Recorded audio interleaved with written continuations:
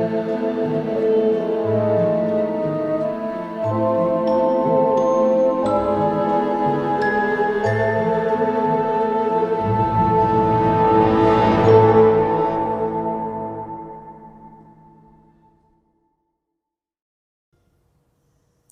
everybody. My name is Kyle, and you are joining us here for episode 5 of Tales from Tomorrow, our Fallout 2D20 TTRPG campaign that I'm running with a table of my comrades here, some great friends. You just maybe saw the title cards going by if you were on our Twitch live stream. We are playing with our comrade Sam tonight, which is Comrade Sky. And then we have Raven, which is Mac Ravenblood. We are out DarKnight, aka Jim, tonight, so they're down a squad member, which fits rather well into the history and the setup of what's going on. Jim had been injured in the past 2 episodes.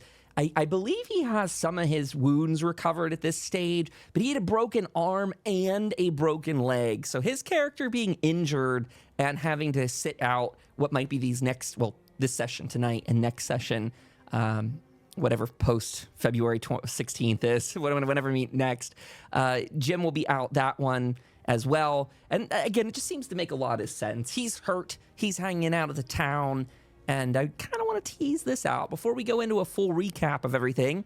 It is to say that over the last couple sessions, well, specifically the last session, episode 4, our characters came back to the town of Hope, and they set up a caravan trade station. DarKnight had asked me last week if I was going to get together and update the map for the town of Hope. Absolutely was on the list of to-dos, and it seemed like the perfect time to do it. So now they have this beautiful trade station to work with. It's going to have a windmill on the top, although I believe they're still looking for some uncommon materials to get that part of it done. They got to save some common materials by merging the trade station and the windmill together, so it's sharing a bit of the structure all in one. Makes for a cool spot on the map, as well as they could start to invite some traders by, including maybe Rusty Dusty Bones, who's a little bit of a group favorite over our last couple sessions. So I want to take this time and welcome Sky and Raven aboard. How are you two doing tonight? Welcome, and thanks for joining us. I'm doing well, thank you. I am excited to maybe do some exploring today. Indeed, indeed. And Raven, do we have you out there? She's losing power a little bit tonight, so if she goes dark, that'll be why. I see we got a Raven typing. A little bit of an explanation ode to that as well for her character. The Mac is without a microphone, and her character instead has a sort of Robco-designed vocabulator, so we'll hear her type in chat here in just a few seconds, I'm sure. But go ahead, Raven. The floor is yours. I have a cold in real life and power outages, so I am doing well. You're doing well, minus feeling ill and, you know, us being in the middle of some super eastern coast of the United States superstorm in February that's just throwing us for a loop.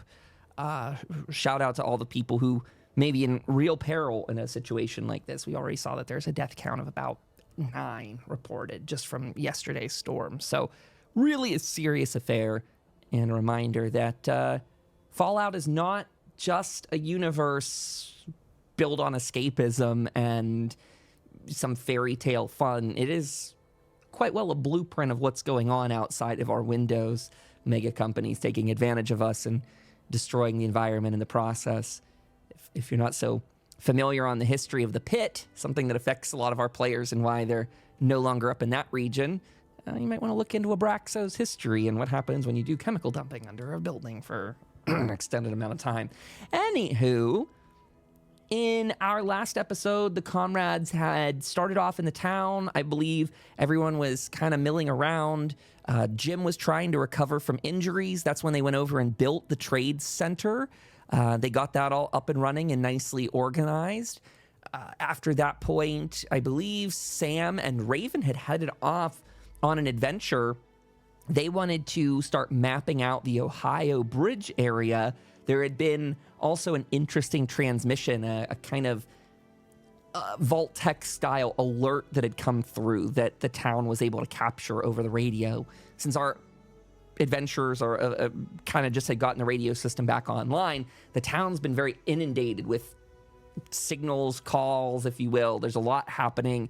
Their Alfred, their Mr. Handy unit, is over there serving as a little bit of a switchboard operator, dealing with a bunch of people who are trying to get in touch and reestablish communication. So as they're being inundated with these calls, our heroes went off to go and explore that. They came across a bridge that had a couple cultists on it, something to that effect, something they didn't get to go too much further into exploring, but maybe that'll appear tonight. Maybe it won't. Sam, Raven, I pass this back to you. If you want to give a little recap, things you thought were interesting on your character. Sam, if you want to go first, and maybe you could tell us a little bit about what you're thinking to do today here. Well, I am quite nervous about this cultist, so I don't know if we'll further explore that until we get old Jim up and running again. Today I was thinking perhaps we could go check out some of those generator supplies we were looking for. We could get a surplus of power. And just generally kind of scavenge around. I mean, maybe, heck, we might be able to find that microscope we've been looking for. I don't know, we can just check some stuff out. And Raven, what are you thinking about doing here?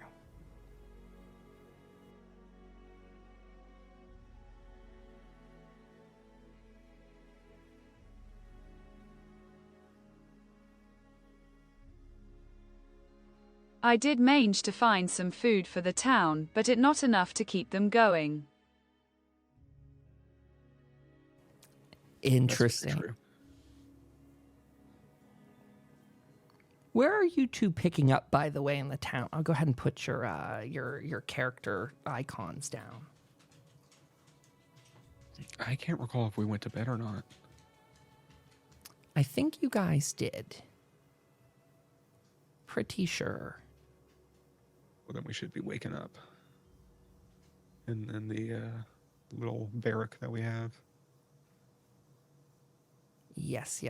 There's Sam's icon, and there is Raven's icon, and they are over this way, although it doesn't refresh it so easily. I have to press a button. Aha! No, it did it on its own. It just took a second there. Excellent. Okay, there you have it. There's the characters. I will let you guys dive into it. The exploration you have planned tonight will all be theater of the mind, just as a heads up. I don't have any maps for that sort of power supply thing, just so you know if that changes how you want to explore, so be it or not. But that area will all be theater of the mind as we go through there and explore what's what. But I'll let you guys kind of take it away, get in character here, and see what you want to do as I just add in a couple of our extra people to this town.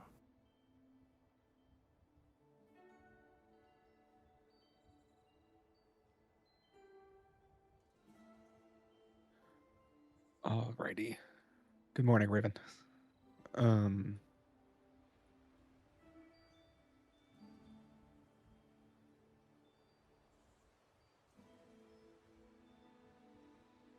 Morning. I'm trying to think about what we should do today. I think to start, we should probably just go check on some of the folks around here. Maybe we'll go get some breakfast.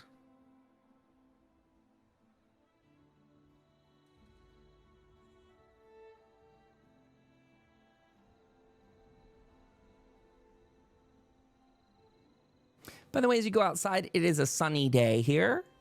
People are out milling around as they're taking care of jobs around the street there. People are up and at 'em, busy getting things ready in the town for another day of surviving the Wasteland. New maps, I'm popping new people. I should drop the rad stag meat off at Tom.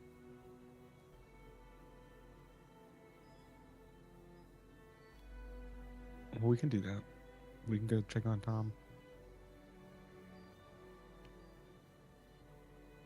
Okay, you guys do as you will. I will accommodate. Rat-a-tat or rabbit-tap-tap on the door. Hey, Tom, how's it going? Hey, Sam. Morning to you. How are you today? Welcome aboard. What you up to? Oh, doing nothing much. We're thinking about heading out today. Although, Raven here has some rad stag meat. I don't know where you'd like us to put it. We did some hunting the other night. Oh, not in here, that's for sure. Get that old rotten carcass out of here. You've been holding on to that all night? You guys can take it over to the cafeteria, I suppose. What you doing with it in your area? Carrying that, though. That's gross. Yeah. She's an interesting one.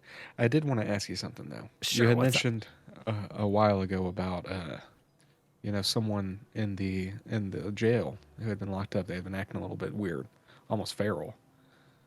You mind showing me? I mean, sure, I could lead you over there. Not really my thing. Jacob's been, he's the doctor, but sure, I'll take you there if you want. Oh, if Jacob's been dealing with him, then I can. I'll give him a chat and see what's on his mind. I'll pick his brain about it. Sure thing. Hopefully he's in good shape. Last time I heard from him, not the case. So just be mindful. That's all I got, though. Stay safe in there if you choose to go in. I appreciate it, Tom.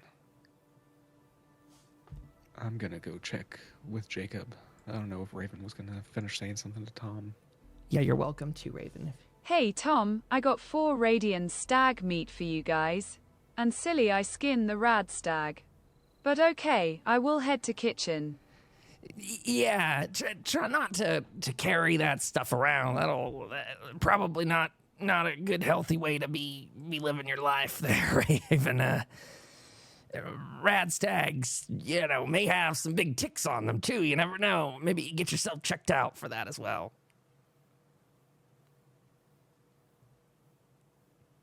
So you guys are going different ways at this point, I think. Sam, you're going over to Jacob's, and Raven, you're over at Terry's shop. Okay, Sam, why don't you go ahead, knock on the old theater, go on in, see Jacob's, you let me know what you want to do. You guys are off the beaten path for me, so feel free. I will accommodate you 100%. Lead away. It's your game. How's it going, Jacob? Morning, Sam. Good to see you. How are you? Keeping busy over here? Doing a little same here. Redecorating of the place, making some extra room. It's looking great. Well, I'm hopeful it won't be filled with people again soon. Me too. Tom was telling me that there was someone who seems to have come under some ill effects, likely from some of that pink stuff. So I was wondering if you could, take me to them and kind of, give me a breakdown of what's going on. Sure. They're just in the bottom of the jail over there. You guys, I think already had Raven held up. So not anywhere new for you, but just to say that one's kind of gone feral, seemingly looking and starting to act like any of those ghouls out there in the Wasteland. I'm thinking at this stage, we've got to probably put him down fairly soon. It's not much humane to just be keeping him in a cell. And I got nothing that can do anything against that. I just hope people stop eating the stuff. But if you, like you said, it could be from the pink goo. Seems to be the most obvious connection. But people are starving, man. They need food. In fact, unfortunately, there's already rumblings. We're going to lose a couple more people from the town here without power. So that's not ideal situation for us, I'll just say. I'm not looking forward to losing some new hands if things aren't put under control. But we gotta do something. We gotta get this place back up and running. Well, we're going to go out. We're going to check out some supplies, try to get some scrap to make some more generators. Maybe find some useful tools. You really think there's no option for that fella? I mean, do you think maybe if we had a little bit more time, we wouldn't have to put him down? Well, look, you're welcome to go in there, but I think he's going to chew on your face.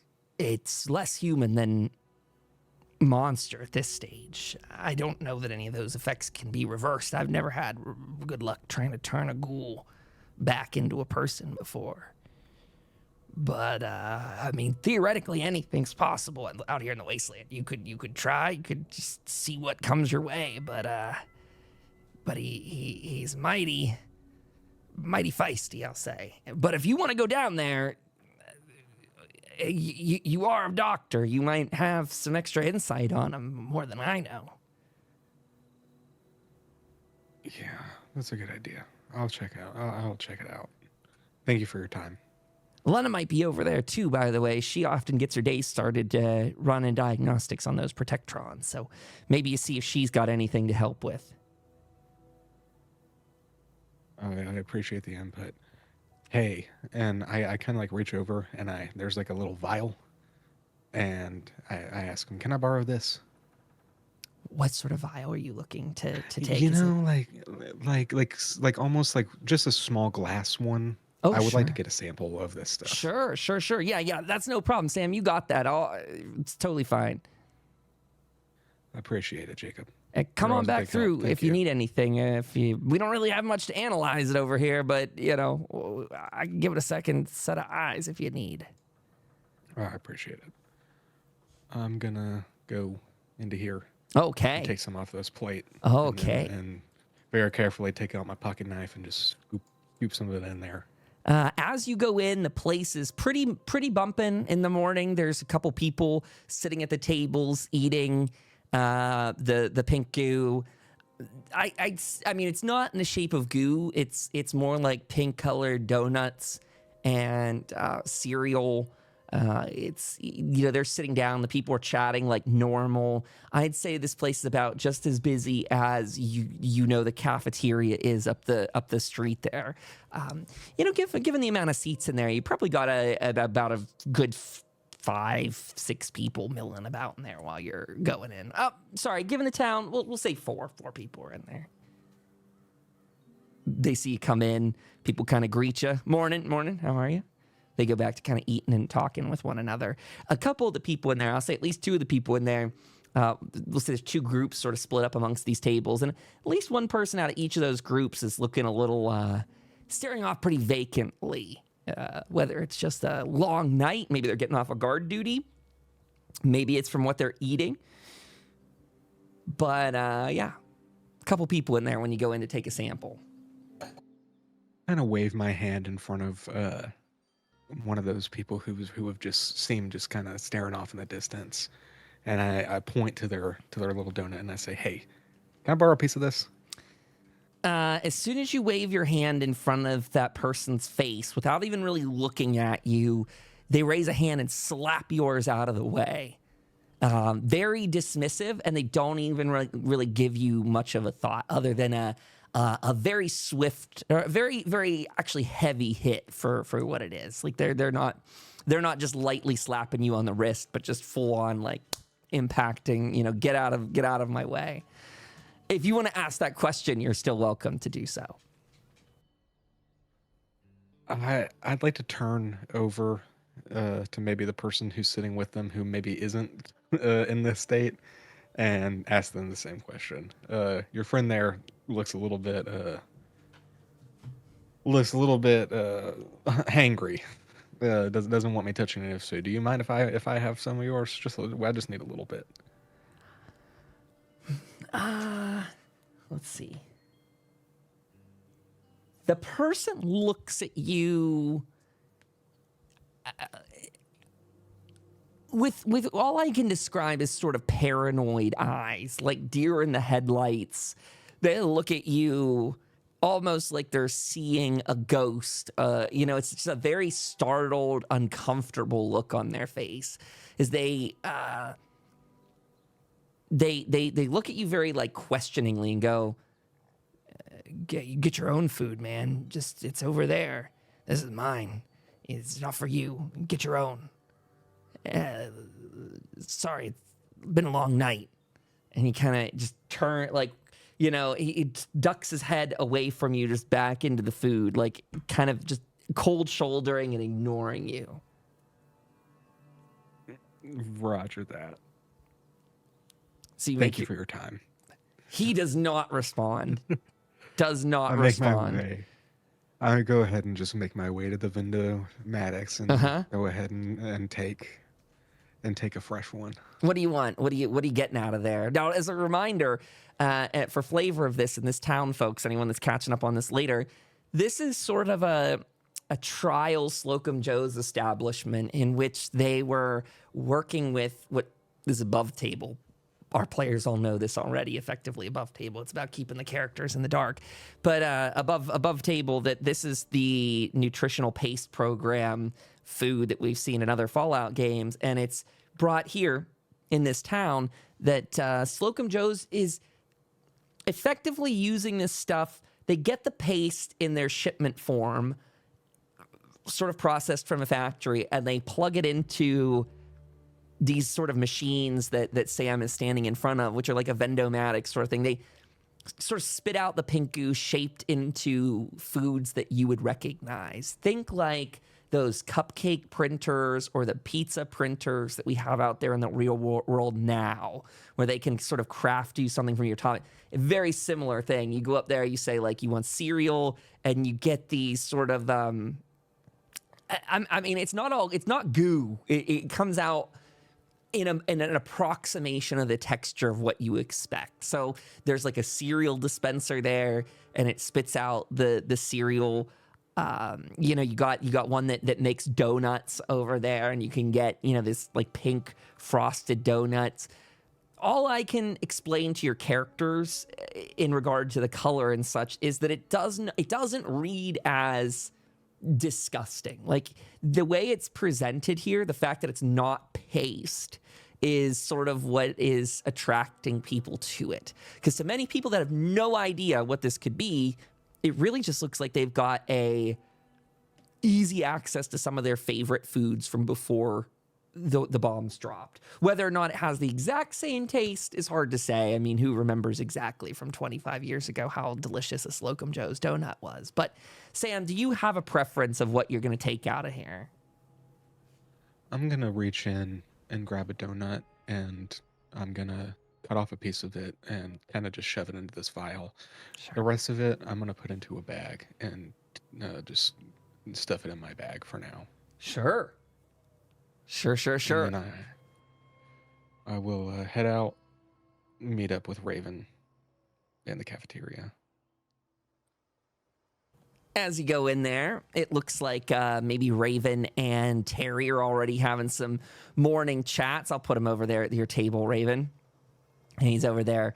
Before Sam gets here, Raven, I'll toss it to you to say, Terry greets you when you come on in, and he probably helps you get some of that rad stag meat over to the kitchen that's nearby, the kitchen that's just in the room next door. You don't have to move your character icon or anything like that, but just as a reminder to some of the people here that there was sort of a bit of a showroom next door. Seeing a kitchen of the future is sort of what was up there. And in that kitchen of the future, they've turned it into a real kitchen.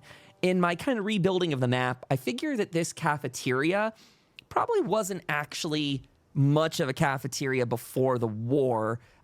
Instead, I'm sort of imagining this served as a little bit of a local banquet hall that people were in. So in this case, the Wastelanders have makeshift the kitchen of tomorrow next door into the actual kitchen for the banquet hall. They just go right out through this little alleyway door right next to my little vault-tec logo over here, everybody. You can see those two blue doors.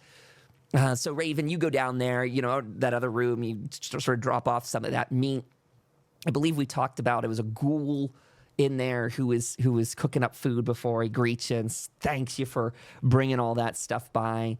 And then you make your way back in, I'm guessing, Raven. You grab some breakfast. There's still an open buffet banquet if you want to take anything in particular. Mostly it's Terry's canned goods still. That's about all they've got for food. So they might be able to start making some rad stag meat, ribs, something to that effect. We could look that up. Could do that now. What Raven's typing. Morning, Mr. Terry. Hope this helps feed some bellies for today. I will grab a cram. Raven, that's great. Honestly, you bringing this in here, hell, we can make some real good stuff out of that. Rad stag stew is a big popular one around here. You know what? before you head out of town, you make sure you go check back in with the chef over there. I'm pretty sure he'll get you a couple things of rad stag stew for your trip on the road. I want to say to both Raven and Sam, if you guys want to, they will present you with at least one rad stag stew each. So if you want to add that to your inventory just now above board again, sort of, just so you have it in your inventory. But one apiece, and it gives you a pretty significant boost. It'll 12 health is healed, plus it will do 3 energy damage resistance into the end of the next scene. So for probably at least one session. It is strips of rad stag meat with vegetables and some alcohol cooked to make a thick, hearty stew, filling and satisfying. The stew will also help fortify the body, making you more resistant to extreme heat for a while. So he thanks you for that. And yeah, Raven, make sure you get some of that before you get out of town here, whatever you guys are up to today. That'll be a nice little helper. Much appreciated, Terry. Thanks, Mr. Terry. Oh, thank you. What's your game plan for today? What are you two up to? I'm just thinking about doing some scavenging. Got some other things to take care of, but we're going to try to get some stuff for the generator, and maybe we'll find some more food. I bet you can. That's if you get those generators up and running, man, that'd be great. We could actually get this place back to stuff. Get people. Water's our big issue. I'll tell you the honest truth. I'm not trying to talk about it too much, but you know, old Terry here doesn't have an infinite water supply, and part of the problem we're hitting is that too much power, too much strain. I'm not able to get all my bottles filled for people. So, anything you guys could do looking would be mighty helpful. Most definitely. Hopefully, with the new trade caravans coming in, that might tide us over for a little bit while we get this up and running. Yeah, hey, oh man, actually, I mean, I gotta tell you, I know Tom might be the guy to want to tell you this a bit too, but some developments you should be aware of. We did reach out to Rusty, got in touch with him. He got back in touch, I should say, with us. And it does seem like he'll be coming up this way soon enough, probably in about a week or so, gathering his stuff, coming back from another mission in between, doing another round. But he'll be up here, and the hell of a story I gotta tell you. And I can hardly believe it myself, but it's all the rumbling at Foundation, Sam. Can't keep this quiet for long. There's talk of them trying to reestablish some railways throughout Appalachia. Can you believe that that's on the table? I don't know if I do myself, but they're saying with all that gold came great opportunity or something. So I'm just saying we might be sitting on the brink of some kind of new gold rush up here. That would be mighty incredible if it all goes through. Is that Blue Ridge is doing?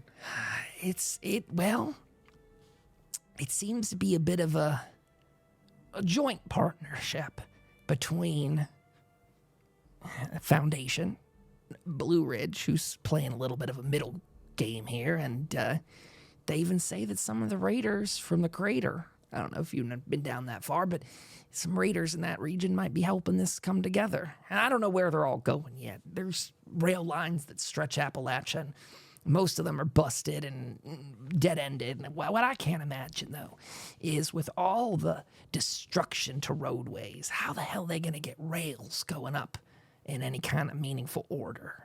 I've said the word on the streets, robots, but I don't know. They got an army of them, maybe? I couldn't tell you. What I will say, though, is that, human beings are pretty scrappy. About 25 years ago, when all this first started happening, you wouldn't expect any of the hope to be here. But alas, we've made it through, so. Yeah, you're not wrong, Sam. You're not wrong. I've just been a little bit of what can I say? Lazy bones town trader recently. I got a little bit comfortable sitting around here, and making do with what reserves we got. But if they're really gonna actually loop us into the rest of the region, well, that'd be a hell of a to-do, wouldn't it? Absolutely. Sounds like you'll be really busy. We just got to get ourselves on the map, man. We got to get ourselves on the map. That's probably an important part of it. They're going to, anything that comes up this way is going to hit us last, I'm sure. Getting foundation and the rest of its important things are the major to-do. But there's even talk about getting that lumber mill loop back in, that it's got big tracks down there. I don't know if you've been that far ever. But there's a big lumber mill down the way. Probably, maybe heard about it when you were with Rusty. That'd be mighty fine to have that kind of ability, engineering and industrial machinery at our disposal. He did mention something like that. But on the bright side, we may be last on everything coming up, but we are first on everything coming down. So you never know if there's something lucrative that comes down this way. We'll be the first to know. Well, that is a good idea. I heard, by the way, that you found some folks out on your travels yesterday. Tom gave me a little rundown. You found some cultists or something? Not Mothmen, I'm hoping. Not Mothmen. They're an interesting bunch. Got infinity symbols on their chest. Some sort of orb worshipping group. Didn't get too much detail, but they really trust this orb. I'd like to lay my eyes upon it. Well, you might be able to open up some trade routes that way too, whether with their blessing or with them not being a part of the equation anymore. I'd prefer new trading partners, but not everyone in these parts is so amicable when you want to pass through their backyard. But they seemed go ahead. They seem friendly enough, but I don't want to put all my eggs on one basket yet. I'd like to get a little bit of a bigger group together before we travel that way alone with no way out. Above board, I just want you to know those guys, like I messaged in the DMs the other day, whether you want to fight them or go after them or work with them is completely your choice, but they are a lower level sort of thing in that it does not require a full group. So if you guys want to do that or not, just so you're not waiting around for DK for like 3 weeks or anything to progress the storyline. It's again your choice. One of the radio signals you picked up on is over that way. That is timely, by the way. Those radio signals here and there, they'll sort of blink in and out of availability over time. Just so, again, you guys aren't waiting on a third person for an extended period. It again, is your choice. You don't have to interact with anything. So I'm not trying to, railroad you to them. But there is stuff over there to explore. And it's all level appropriate for all of you guys. Okay, sweet. Raven's typing out something, too.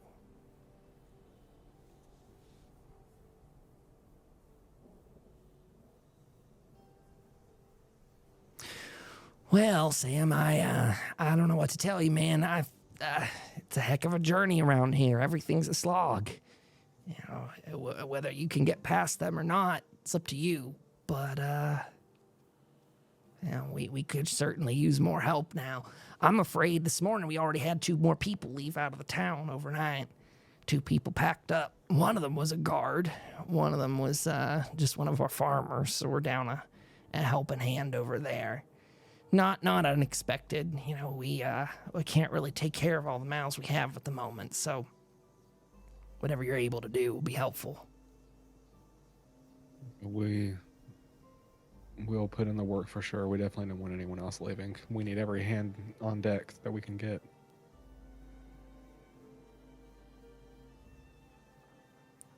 Raven, you had something?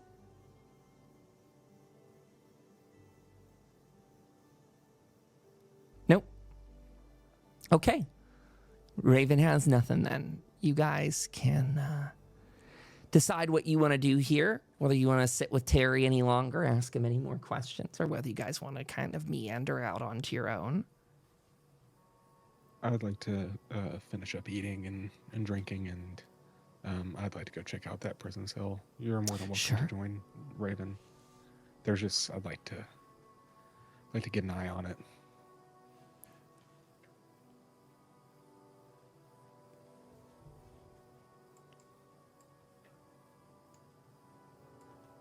Yeah, say maybe we can help them. That's what I'm hoping. So you make your way out down the street into the what used to be a prison, what's now it's sort of serving the purpose again, if you will. You walk in, there is one of the police protectrons in the charging station as Lena's tapping away at the keys there. Morning to you. Good to see you guys. How are you? Good morning, Lena. Doing well. I see you're busy. Yeah, what are you up to? She's tapping away at the Morning. keys. We had heard from Tom and Jacob about your roommate that you got in here. I'd like to get a look at them, if you don't mind. Oh, at your leisure. They're kind of loud. I closed up the door, hollering and screeching for hours on end down there. So just be careful. I haven't been down there myself in a good day or so.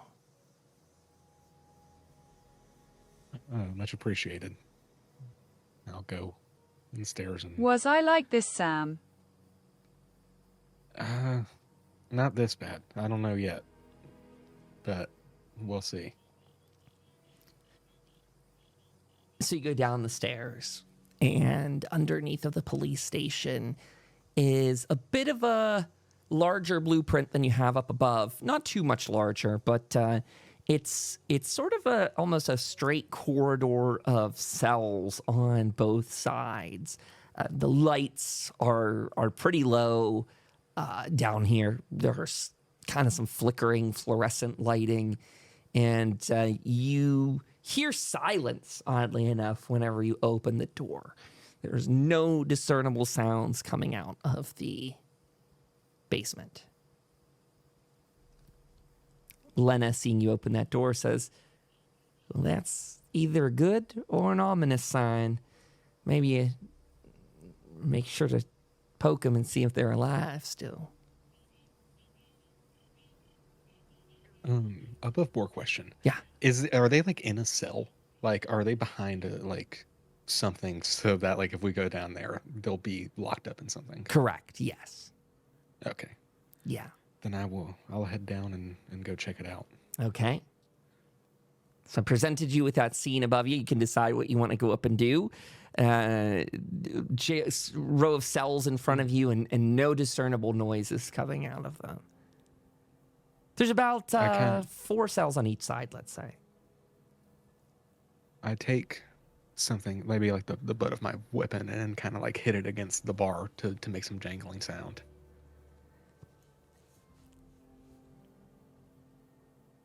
Nothing. By the way, I'll just say it's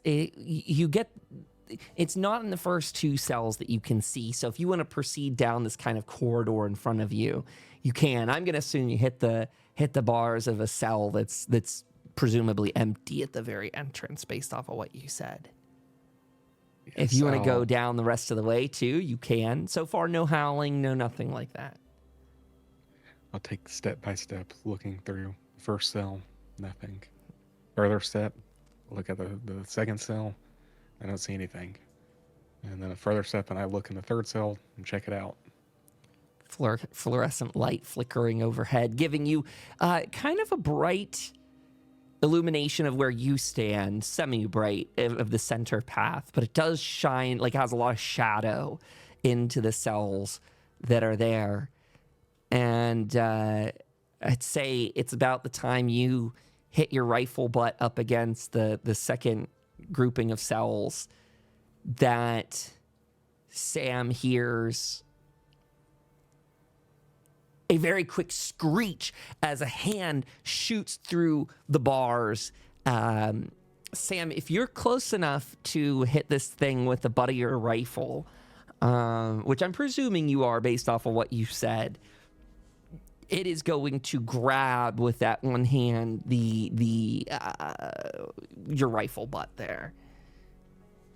Just that. That's all it has. One hand onto your rifle butt. Can I roll an athletics check to kind of rip it out of his hand? Sure, absolutely, go for it. Strength and athletics. First roll of the night. Great. That is perfectly enough. You can pull free of it, and you see this hand that's sort of just staying outside of the bars after it lost grip on you. It is a kind of gnarled hand. There's sort of lesions upon it. The skin is noticeably pinker in shade. Hard to tell exactly what sort of injury might cause this sort of effect, but the hand just remains as you kind of see the rest of it still cloaked in a bit of shadow.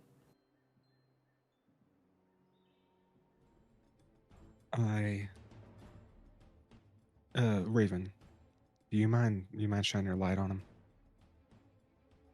Might be a little too much of dramatic music for what this is. I don't know if I got something spooky. Let me see here. That's kind of outdoors spooky. I don't know that I got a perfect underground spooky for this, but... Look out, Sam, here, mean one. Yes, I got my flashlight. Raven's using her flashlight, you said, then? Yes. Shines. The flashlight flicks on. And you see kind of like gold-colored eyes sort of reflect out of the cell at you as you see someone in there whose face has sort of started to slough off the skin off of their skull. It is a rather a grotesque sight within there. And as you shine that light on it, Raven, now it just begins to howl and screech. And the other hand is now trying to reach out of the cell in your direction, groping like in just general grasps at either of you, whoever, whatever it can get a purchase on. I'd like to roll. Okay, so I noticed something about it, and I'd like to roll a medicine intelligence check to see if I maybe get the vibe that I'm getting from it. Okay, go for it. Sure. By the way, since these have no difficulty to them, these don't generate AP. These last two rolls, just a heads up, just so people don't think I'm forgetting that. Okay, sure. With 2 successes, what are you looking for, Sam? I'm looking at its veins. You know, I'm looking at its veins, and I mean, is there like it's a glimmer almost? You know, it's the pink, just flowing in the veins. Okay. What does that tell Sam? I store it in the back of my mind, but what I'm going to do is I'm going to reach into my bag, right? And I'm going to pull out that donut, and I'm going to rip off a piece of that donut, and I'm going to throw it into the cell with it and see what it does. Ooh. Okay. As you go to do that, Sam, throw the donut in there. Much like the guy in the cafeteria, based on how this thing rolled, it, without even almost spending too much energy or looking away, grabs the donut sort of midair with its one hand, and as the other one's still reaching through the bars at you two.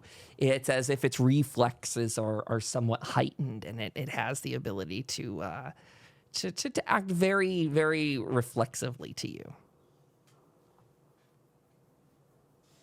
All right, I reach into my bag, and I start talking to Raven, and I say, Raven, I'm gonna need your help. I'm gonna need you to grab it. I need you to grab one of those arms whenever I give you the cue. And I reach into my bag, and I pull out one of these empty right away containers, you know, because they look like empty IV bags, and I'm gonna clean it out with some purified water. Okay. It seemed like rusty but wild, Mr. Sam. Okay, Mr. Sam, if you think it best. When you grab it, I'm gonna grab his arm as well. We're gonna try to pull it and just keep it locked on the bars. Essentially, I'm gonna try to stick it with this needle and get some of its blood. Okay. So you're holding him down, Sam, or Raven's holding him down? Raven's gonna try and hold the hand. Yeah, Raven's got one arm, and then I'll grab the other arm, Sure. and kind of grab it and then try to stick it. Ooh, okay. Why don't we do then? We'll do sort of a group contested roll here. Whichever one of you wants to roll a strength and athletics probably is the most sensible to start, since you're doing a grab action. And then it's going to roll contested. So one of you can roll your dice, see what your total is, and the other one's able to roll one die to accompany that. We'll take that amount. Okay, so Raven's leading it with 1, and then Sam, you can join in on that. We'll take the first die on the left for your score here. So success of 1 for Raven. I will hold the left arm, Sam. And no success for Sam. So let's see. Lucky you guys. He rolls very poorly and fails to resist. We'll say especially fails to resist Raven as she reaches and grabs the arm and tries to pin it up against the side of the jail cell. And Sam, go on in. You can make your effort here. I'm gonna pay just 1 to get an extra die. Sure. What are you rolling for right now? I didn't know if I was gonna try to do. I don't know. I thought I might have been doing an athletic strength as well. You just did. Okay, sweet. You're good. Okay. So yeah. Continue. Good. Oh, sorry. I forgot to press the button. Maybe a medicine. I can see if that works. You're just trying to get blood from its vein, or yeah. Yeah, you're fine to go ahead and do that. You don't need to roll for that one. So his arm is out there, and go for it. You're all good. Tell us what you're doing here.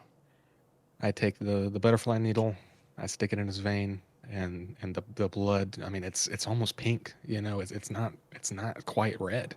It's almost pink. It starts flowing into the cleaned out sterile Radaway bag, and fills it up.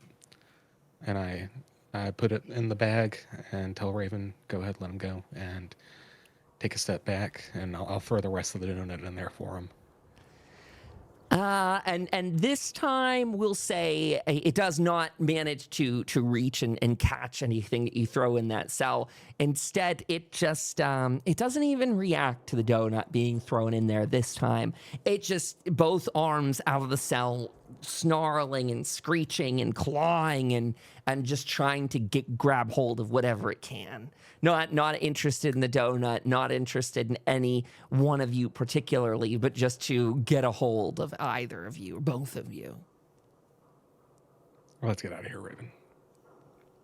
You two turn and part as it continues to just screech and yell and bang and clank against the sides of the cage, especially louder as you're moving further and further away. I'm assuming you're going upstairs now. Yeah, go upstairs. Say hi to Lena. What the hell's going on down there? That thing sounds like it's ripping the place apart. You two okay? We're good. It's a bit too unhappy with us. We gave it a bit of a doctor's exam, and it's not happy. I don't know what that is, but well, as long as you're both okay, that's what matters.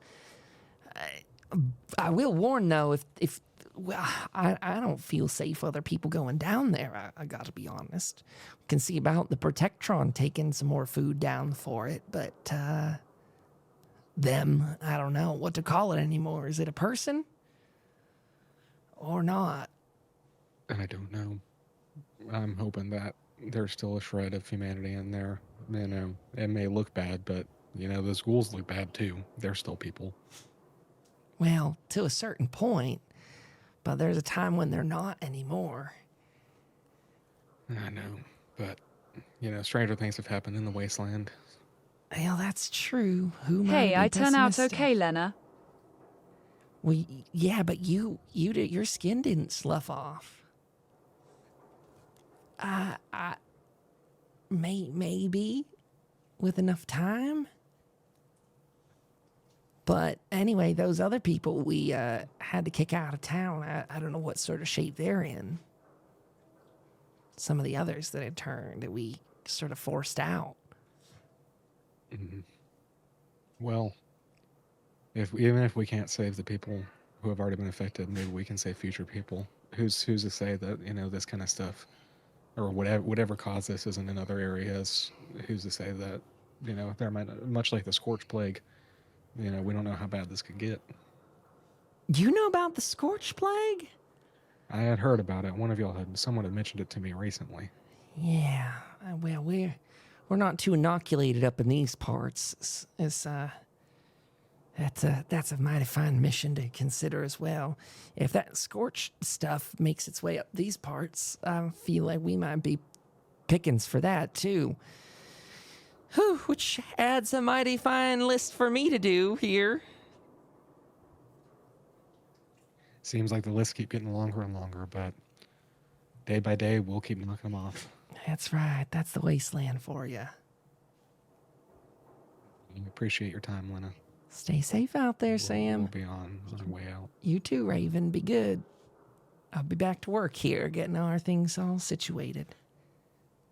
Warning that we'll take a break in about 8 minutes here, so everyone can take a 10-minute break as we AFK and get something to drink and all the good rest. So, anything you two, what are you off to now with your haul? You got blood. You got a sample of a donut.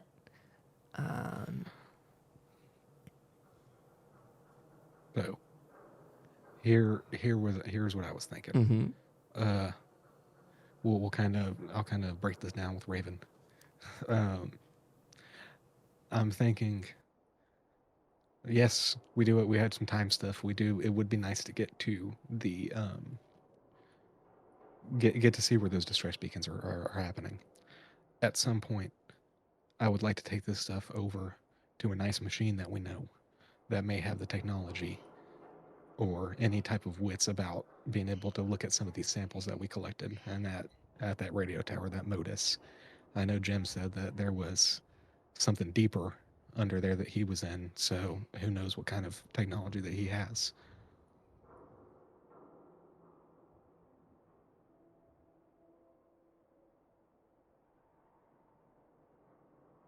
Above board. That's a really great idea. I really like that.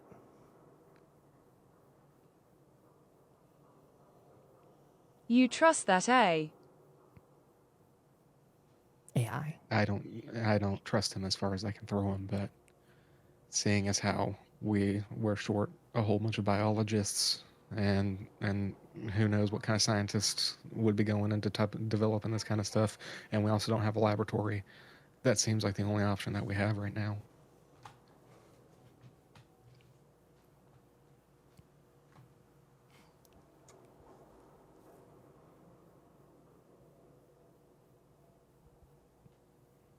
Well, okay then. But we can keep it on the back burner for now. I do want to scavenge for some supplies. Maybe we can do that while we're out. We'll take a couple days and travel. Ooh. We should maybe get the power gen up. Yeah, that's what I'm thinking. I mean, I'm thinking we do that first, then potentially we can come back, get their power situated, and then go on a trail. Above board, how long is it to the radio tower? Oh, to the radio tower? 24 hours. That's Yeah. about that full day's worth about. Yeah. We've got plenty of IRL time to do something like that. Yes. So yes, a little bit above board. I have some maps you might like for red rocket stations in case you're looking for generator stuff. That would seem to be a sensible place to look for supplies, fuel, and otherwise. And I have multiples of those, so that's sort of, they're all kind of unique maps I've been hoarding on the side here. So I've got a couple of those that you guys could go through. as I said, you are welcome to explore those signals, though they won't, I want to just be clear from earlier because I do not want to railroad people in any one direction. Those signals will bleep in and out of detection, mostly because the things that they told you last time. There's just a lot of signals in this region, a lot of things like more pressing. Many of you that have played Fallout yourself, your Pip-Boy, for example, can get quite overwhelmed really quickly with the amount of quests you have active in there at once. And it's sort of kind of like that vibe that this whole region's sort of coming back to life, or at least desperate, separated groups of people are all sort of trying to get back in touch with one another. So you do know that there was a radio signal on the other side of the bridge. I believe there's also a radio signal mentioned north in the town of Hope. That one, though, I would like to develop more of a map for the one that's north in Hope. So it's something I don't have ready for today, but that doesn't stop people from going that way if they so choose. I do think that, in your conversations with Tom and Terry over the last little bit, they would probably, again, flag for you that if you're looking for generator parts, that, again, Red Rocket stations, they could probably give you some locations on the map. And if you are looking to go the whole way down to the radio tower, you definitely could do that. I mean, it's about 4 hours to the Ohio Bridge and a little bit further to go that way. You might, since you're moving with a smaller group even, and I think Raven has a perk for it, you might be able to take some time off of that journey. So I could pop that into the little calculator whenever we do our AFK break here. But also there was the thing about haste that was added in last time, that you can take some of these things at a hurried pace, which does increase your chance of a bad guy spawning in per se. But yeah, and it gives you a little bit more fatigue, I think, if you want to hurry. But it could cut your journey down by quite a good bit. I think between the two of you, your lowest player agility, I want to think is an 8.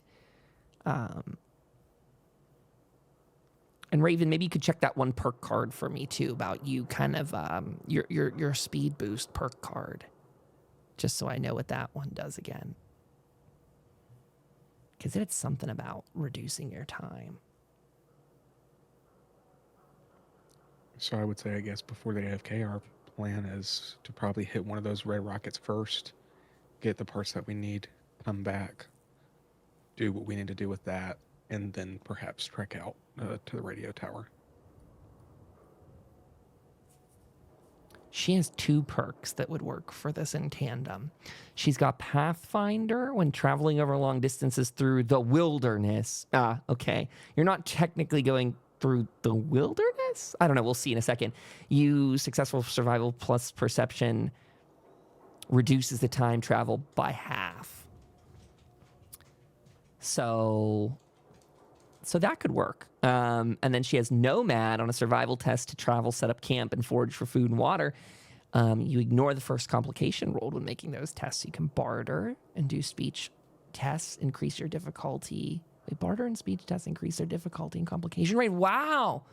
Oh, wow. That's an interesting trade-off. So Max Nomad card makes her better for survival stuff, but worse for barter and speech. That's so interesting. That's appropriate. That's really good. Wow. Dang, Raven, I did not know that. That's interesting. Yeah. So why don't we do that then? We'll plan on that being the mission here as we get back from our break. You guys can decide on heading out if you so choose. The world's your oyster, though. You can I'll check the overall map and just see some distances and where all you want to travel, and we can go from there. To everyone hanging out with us at home on Twitch and over on YouTube, thanks for being here. We're just going to go to a quick AFK screen for about 10 minutes so you can get up, grab anything you need. Was there any outstanding questions from the comrades here before we do that? I'm solid. Okay. See you in 10 minutes, everybody. Here we go. It's okay. I will swing us around to this screen for a minute, and let's make sure all the audio things are good. I was just uploading a map for our comrades to explore here on the side. Okay, let's go to our overview and we'll check in if we've got Mac and Sky in just a sec here. And play. Oh, Louie, you can't be squeaking, man. It's Fallout time, little buddy. It's the time each week where you got to occupy yourself. My cute little doggo who just had all the snacks he could handle. Hello, Sky, Raven, do we have you both? How are you? I'm hydrating. Hello. Hello. Hello. I can get this set on their side. Game map. Aha! Okay, we got our overview map up there for people.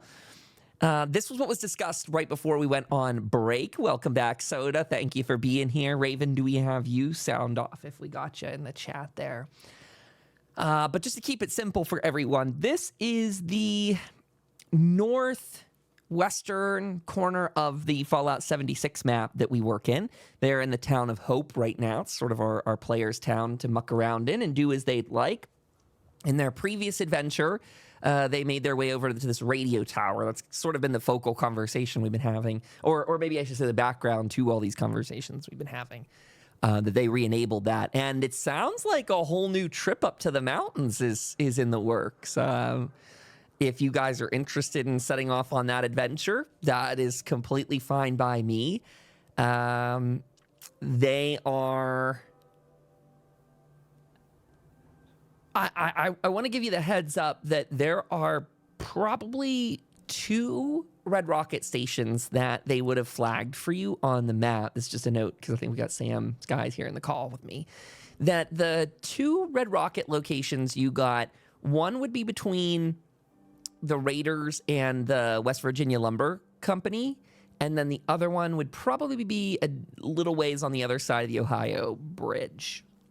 There's also, I don't know why I'm saying this like there's a chance. There's also one that Tom would maybe mark up to the northern areas here on one of those roads. And if people want to go that way, by all means you can. I just want to emphasize that the town of Hope hasn't really gone that way themselves. They're more familiar with the southern region. So I guess I just want to throw out there that if you decide to go north, which you can do, the town of Hope wouldn't have too much to recommend you in information in that way. And that would just mean any of those roads that sort of go off north and such. If anything, you guys were coming down before the... how do I gesture to this? I can ping it maybe, huh? You guys would have been coming down that sort of road before, in my opinion. Sort of what I had in mind. However, if Sam, you technically were the one walking with DK, if you think you guys maybe would have come more from this road, that's acceptable too. So this is sort of a little bit of a kind of, I don't know if retconning is the word so much as just figuring out where people wanted to be originally. Sam, do you have an opinion on that one? I want to say that we were coming from the top because wasn't DK leaving the pit? Both of those roads would theoretically lead to the pit. Theoretically. So technically either, to answer that question. I suspect from what little details we have about the Fallout map in this way, I think this would be the tougher road, is my understanding. That area... Because I think this area is considered very difficult. That, in my understanding, is sort of the area that the settlers, when they're trying to get down here, that's like all bad. And this is the area you fly over in Fallout 76 in your vertibird to get to the pit. You don't go through there.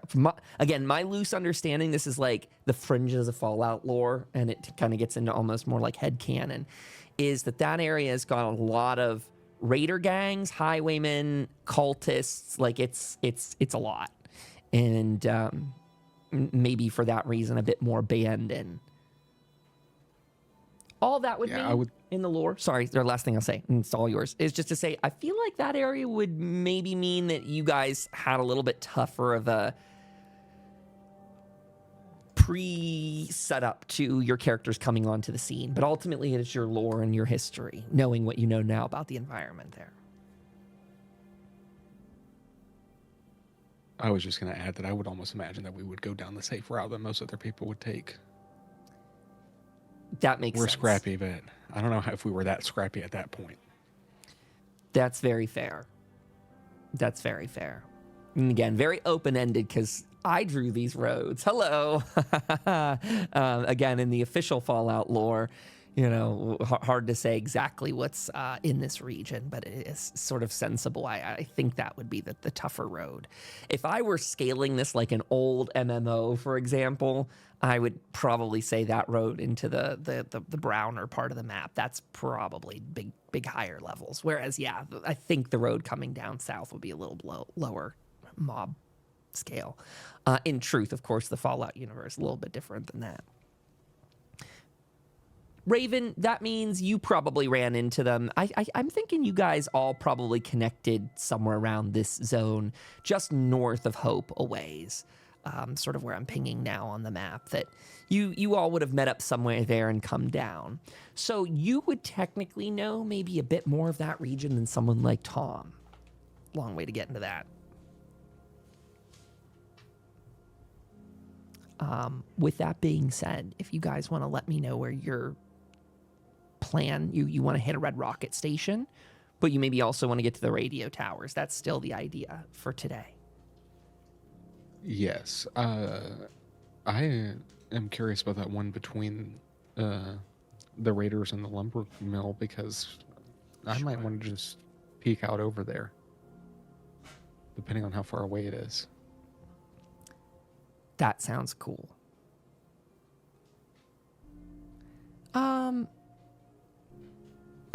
Sorry, I gotta do a memory check here. The Raiders were convinced last time to go back to Rusty Bones, and you brought 4 settlers up north back to town. That's how that went, right? I think there was about 3 Raiders left in there last time you walked through that region. Yes, exactly. Cool. Just so I have some external validation. Okay, again, rough numbers. Let's say it would take about 12 hours to the radio station. You can... What's the math? I'm just loose math here. I think it would take about 2 hours to hit this intersection, 2 more to the Raiders. That'd be 2 to Rusty Bones, so we're at 6, 2, 8, 2, 10, 12. Okay, so that math works for me. So 2, 4, 6... you guys are looking at maybe an 8-hour trek on this path here, just to get. And by the way, to be specific, we're going to say the Red Rocket stations in these kind of parts. They're a little bit past. Yeah, we'll say it's kind of in this area. It's being pinged right now. I think everyone can see that. So that's about 8 hours on the trip. Raven, if you wanted to select one of the types of speed that was said earlier, I just want to try for my own system just to see how this travel stuff works. So you could go on normal speed here, which decreases the navigation test difficulty by 1. You get a higher complication range in a better way, meaning it works better for you. You could make this a cautious journey. It'll reduce the navigation test difficulty by 2. Can't roll any complications to it. Or you could hurry, and you would cut the journey in half, which actually seems pretty sensible to me based on you're on a fairly open road here. But you would have a higher complication difficulty. Now, your rolls are pretty great with this stuff. This is in your wheelhouse to do this. This is going to... Actually, it says by default, navigation requires an endurance plus survival test with a difficulty set in the step. Okay, so endurance and survival will be the role ultimately. I'm just trying some rules that might introduce some things along the way. I don't know. I don't want to hold up your progress to do that, but I also want to math it out. It's just the 2 of us going. Yes, it's just the gang, the dynamic duo.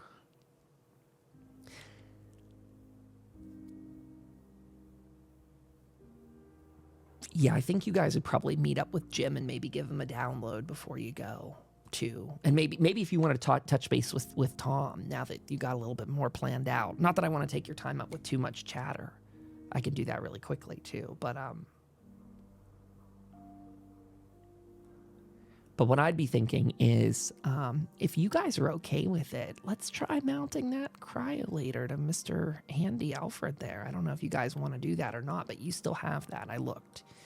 There is a cryolator. It's been discussed. You don't have to do it, but I feel like if Jim and Alfred are in town for a while, it might not be a bad idea to let them all work on that together.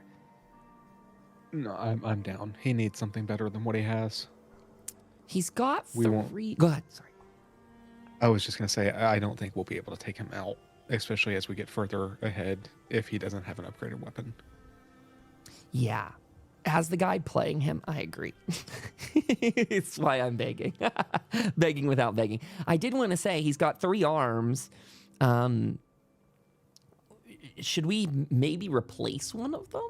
Well, I mean, that's probably the most logical explanation, but that would be the pincer, the buzzsaw, or the flamethrower.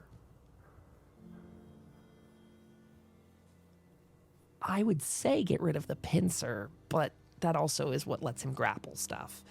And so that actually seems useful.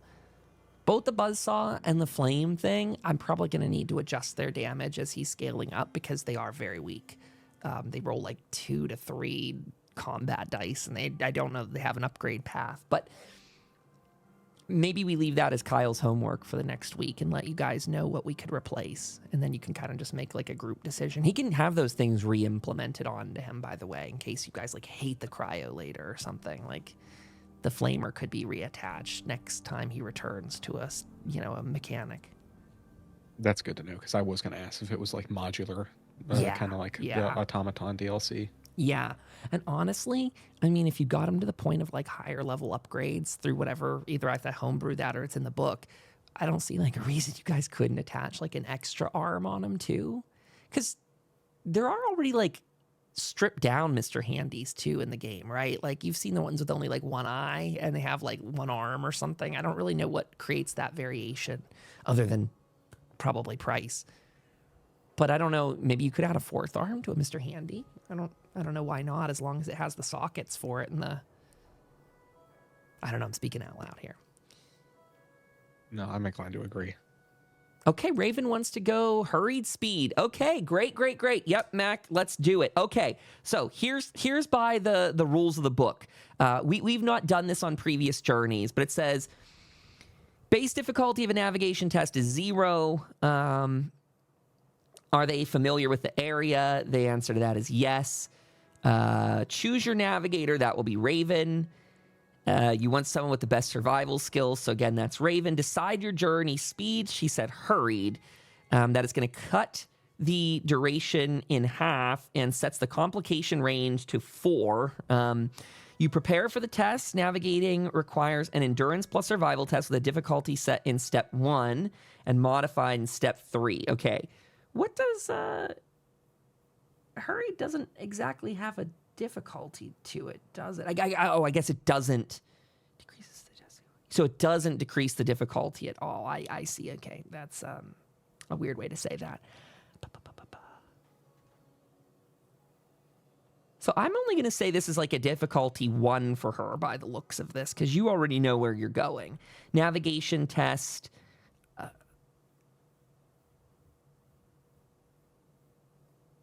Yeah, why don't we have you do that? So survival endurance, you're probably going to knock this out of the park. This is probably, hopefully, going to be some easy AP for you too. Oh, easy. There we go. So 1 AP back in the pool. That sets your pool to maximum. And if you guys are heading on out, there is a 17 though. Ooh.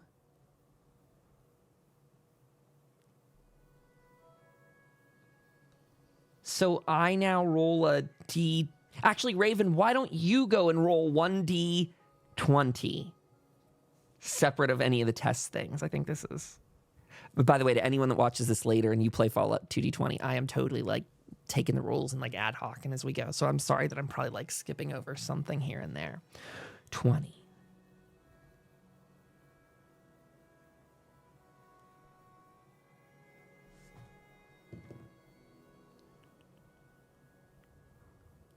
Got it. Okay, great. So I am all set. If you guys want anything from the town before you do anything, you let me know. You want to talk to Jim, to Tom, but you're all set up if you guys are good with it. Actually, the way we'll play it right now is that you guys set the Mr. Handy to be upgraded with Jim. If you guys want to RP any of that, you're fine. But now I'm cool to, like, send you on your merry way. No, I'd say it was a pretty quick thing that we just hopped in and talked to Tom. He gave us the location of that Red Rocket station. We checked on Jim. It seems like he's doing a little bit better. So he's going to be able to work on the cryo later. And then we'll head out. If Raven doesn't need, like, any items or anything, maybe we could scavenge on our way. Or when we get there. You got it. And you let me know. We'll see what Raven says. But you let me know if you want to stop along the way. Weather. It is a cooler day as you are making your way into more of the fall season. Maybe it's even one of those days that it's unusually cool. Temperatures going down, starting to drop as we're bridging from summer into the more fall months. Leaving, I'm guessing, earlier in the morning with the intention of this journey taking about 8 hours. So what time do you guys want to leave? You just pick an arbitrary slot, like 10 a.m. about 8 a.m. I don't know you'd be doing it more than 8 because of what you did. I think, let's say 10 to later is about the time to leave. I agree. I'd say 10. 10. So that puts you there at about 6 p.m. is the approximate on this. So you head out again, a little chippier of a morning than you're used to as it gets to that fall season, making your way out of town. Things are pretty normal. You and Raven maybe sharing a couple just conversation and anecdotes about the town. It's changed a lot since you first rolled into Hope. And this is also one of the first times that you'll be going this route without Jim. It's true you went to the Ohio Bridge, which is probably the intersection you all were meeting at this moment or passing through. This would be sort of, again, the first time you've gone farther than this without Jim. Up ahead, though, you know to keep an eye out for raiders. You know to maybe, expect something at that area. You're hoping maybe you'll get to touch base with Rusty, whether it's today or later. But, Raven, as you are going past the Ohio Bridge intersection area, you can see on the map, the big spaghetti intersection, if you will. I'd say it's about the time on the horizon, on both sides, your left and your right, as you're kind of looking at this southern-ish direction, you see sort of two flocks of birds, what are quite distant from each other, but they both take off into the sky, sort of in different directions. Some of them going towards the east and some to the west.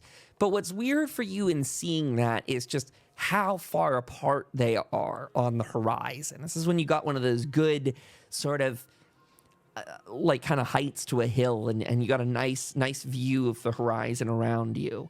Maybe it's a storm incoming. Maybe it's seasonal. Maybe they're starting to flock together with this time in the year. But I think it's something that makes Raven pause if you have any feelings on seeing something like that. Everything okay, Raven?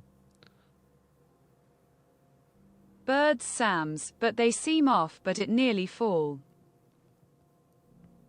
Could be migration patterns, but it wouldn't hurt to stay frosty out here.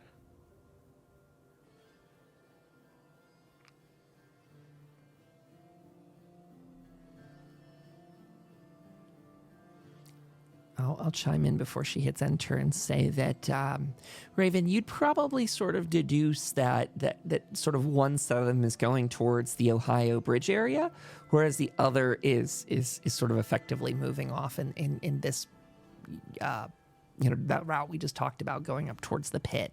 So just this very distinctive, odd, like separation in their flocking, two different directions.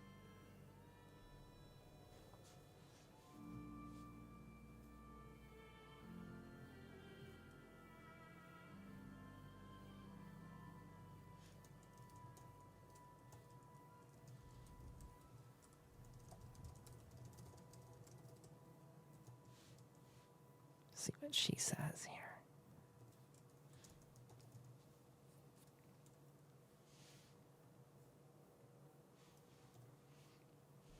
Yep, could be anything out here. They are flying to very different area. Very different areas, yes. That's strange. It's almost like they're being called to the bridge. We definitely need to keep our eyes peeled, but if you want to continue on, by all means, lead the way.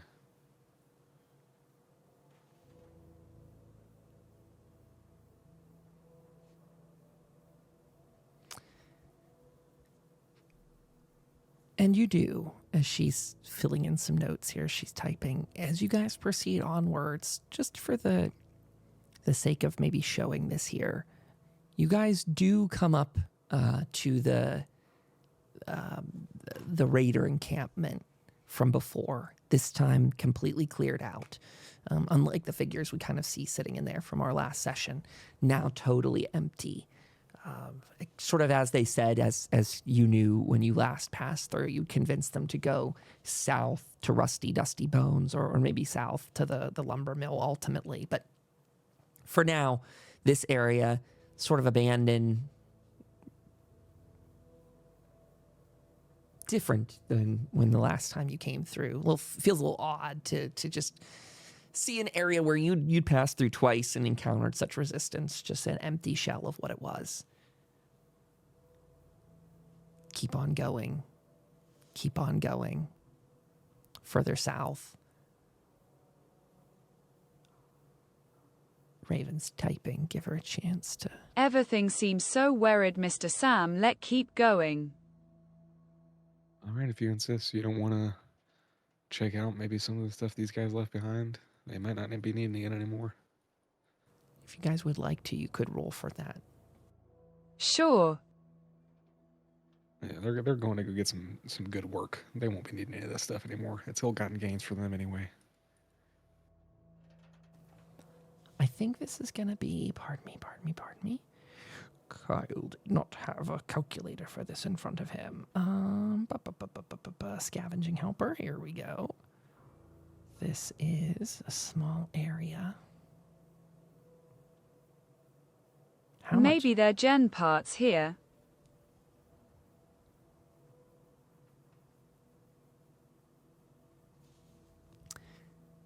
As a warning, because this is heavily searched, difficulty of 3 is a possibility. Oh, I'm sorry.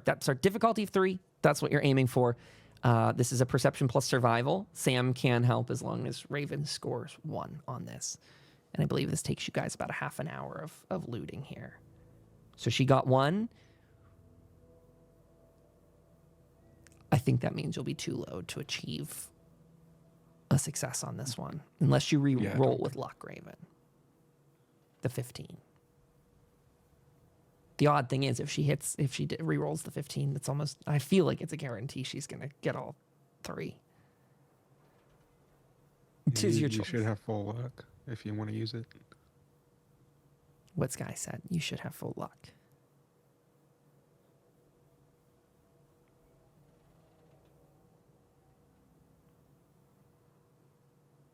I'll put it this way. I will re-roll with luck. It's a pretty fair exchange. It's pretty like what you'll get here. So, oh no, it was worse. Nothing. Completely picked through. You guys look through it. It is desolate. They took everything that was, everything including the kitchen sink, so to speak. They, having looted this place so recently too, nothing extra to gather out of here. They even took what was nailed down. Effectively, these vehicles are really scavenged, by the way. They are just hunks of metal. There's no electrical parts, no nothing you can use to make a generator out of this. So I would suggest onwards to your next location, which I think puts us close to the intersection, unless I don't mean to force you guys out of here. I'm just moving it so that I'm not slow poking everybody, but that you'd probably be coming up to the intersection to Rusty's. I'm just throwing out the opportunity in case people want to change plans and go his way. That is an opportunity. But this is sort of kind of the end of that, and you'll be coming up upon your next location here in the next couple minutes. Speak now if anyone has ideas or ambitions. Otherwise, I'm just checking your one I'm shot. good to keep on trekking on. I don't really have any money to spend anyway. Same. Aye. Okay.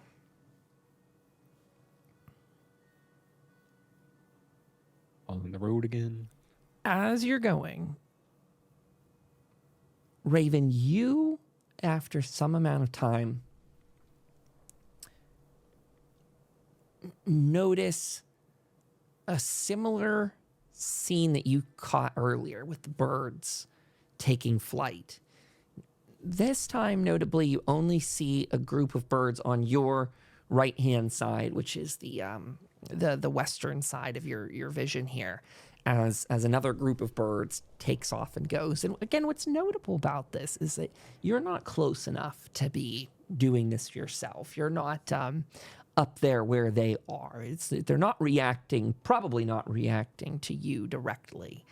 But this, you see kind of another large flock of birds just take to the sky and go. And this one would be flying sort of across the river, looking at where we are on the map here. You could say that they're going towards the West Virginia lumber mill, but probably actually heading out towards the river direction there. Other than that, pretty easy going through this spot. You may want to say something to Sam before I keep talking, just in case you wanted to convey anything to him, but just an odd sight. Just something unfamiliar. And as you keep on walking through, let me make sure my More odd brids, Sam's. Yeah, it looks like something went over to the lumber mill. I definitely want to check that out. Let me see what direction I want to put you guys on this map.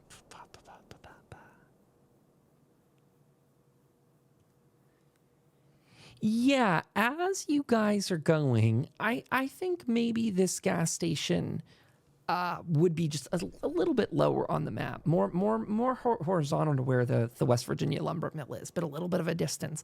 I'm going to say that where this comes in, it is more like the road intersection you see on that map, and you'll catch my quick changing of that in just a second. Sorry, hopefully people's maps will start filling in just a moment. I maybe need to reset some things here so it syncs it. But I'm just erasing some fog of war for people. Okay, let me now try and make sure it resyncs it to the screen.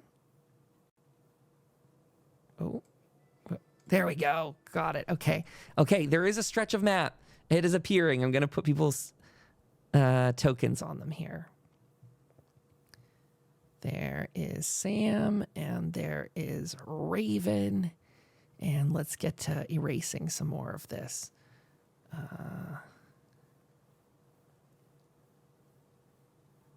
So as you're coming down this busy, well, what was busy roadway, you come upon a bit of a scene here. A Red Rocket gas station at an intersection. This intersection, and what you could gather from the Appalachia map, would be the road we have coming down. And I can flash that back up on the screen here in a minute if people really want to see it. But this would be sort of where you could go to the west, and you'd hit the West Virginia lumber mill. And if you go to the east, you're off on another road that's going to take you back down into more central Appalachia. But what you see when you get here is almost military checkpoint that's occupying part of the roadway. You could get closer to any of these things and, discern it for yourself. It's a very open area right here, so you guys can see quite a bit. But I'll just leave you with about this scene. I want to check with all of you. Yeah, if you need to refresh... Oh, where'd it go? My map one left me. Okay. If you need to refresh to see anything, by all means, please do. Hopefully you can see what I can see, though, on the Twitch stream, which is a trailer. You got a Red Rocket gas trailer over there. You've got, again, that military sort of checkpoint with an armored personnel carrier. You've got a jeep and some other supplies. And the world is your oyster from where you'd like to go from here. Watch out, Raven. Looks like there's some mines set up by those barricades. Oops, I didn't mean to ping. Sorry.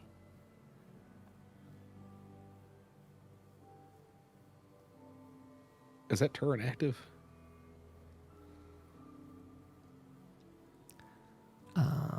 Whoops. Well, it's not shooting you. Okay, good. Mac Raven says that my map didn't load. Maybe you need to exit alchemy. I don't think there's anything I can do to help with that, Raven, for your local side. I got the one on the stream pulled up, though. If you need me to move your character, I can do that, too. I think she's getting situated, maybe.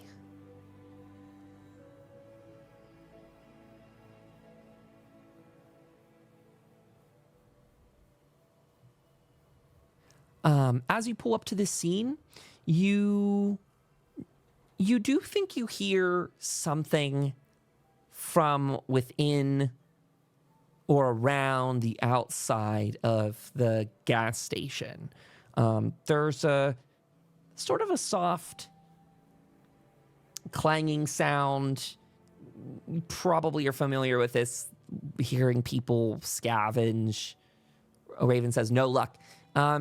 I guess you're going to have to go to Twitch stream tonight, if that works for you. You can watch off of that window.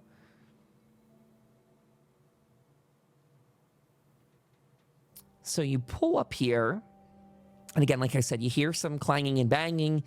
No one obviously in sight, although you can make your perception and survival tests if you want to get a better detection on who's there or what's there. And also, if you want to stealth or anything like that, you can absolutely do that too. Depends on how you want to come upon the station, whether you want to do it loud and proud or sneaky and safe.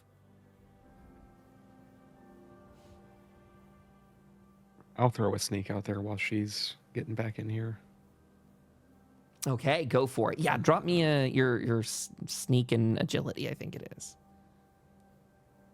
Okay, cool beans. Success of 1. And Raven, whenever you can do that, if you're interested, you could roll us your sneak and agility test.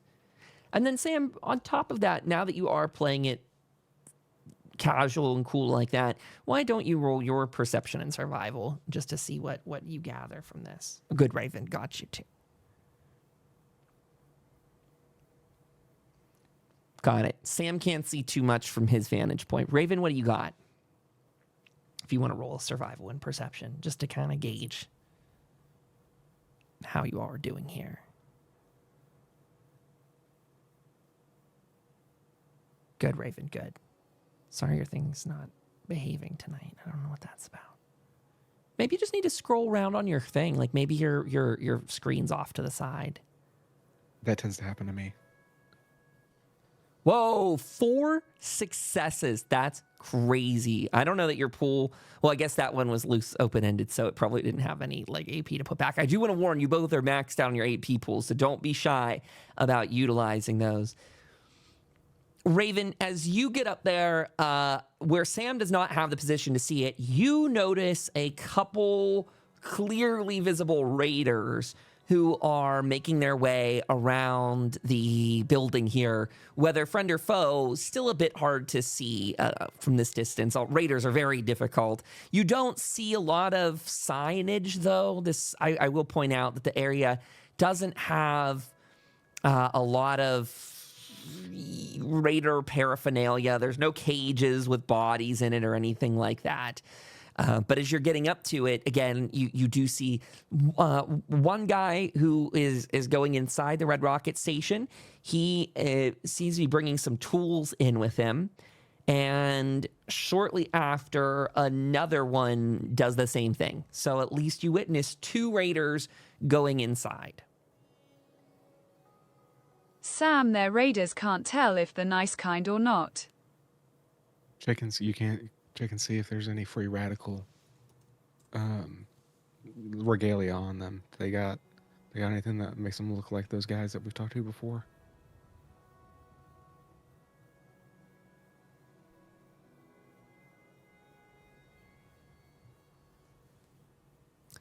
To answer that maybe question for you. About 2 of them, nothing I can tell form here.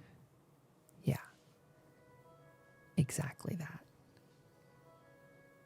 Pop one of them down here on the map. It's about this time that you guys are chatting with each other that one of them does appear outside of the facility as well. Sorry if these icons don't match the exact scale of the map. But one raider scavenger comes outside here. Somebody picking around, sort of kicking trash as he stands outside.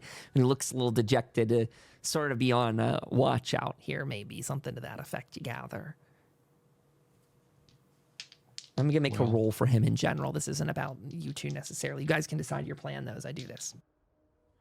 Raven, if it doesn't look like a free radical, then I'd say that's open season.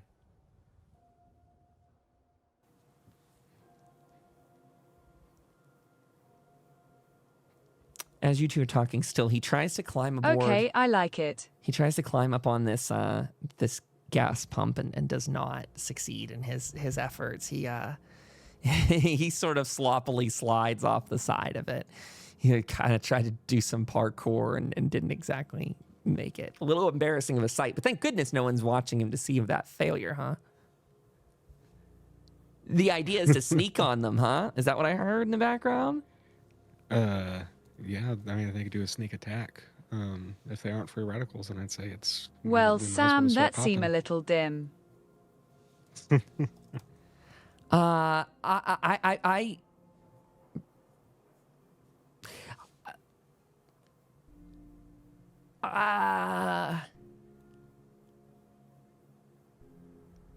Raven, there's one thing I would re-emphasize for you is just to be very clear above board, you have not seen any signage for them one way or another. Whether they're free radicals or not is indeterminate to you. I just want to make that clear because you can kill whoever these people are, and they may or may not be free radicals, but they might be free radicals. There's just no, Okay. I just want to make it very clear there's no signage for them. So you're welcome to Also, kill them. Sam, I don't see any bodies in cages. Yeah.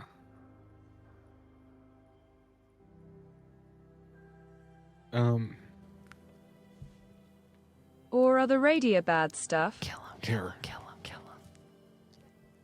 I have an idea.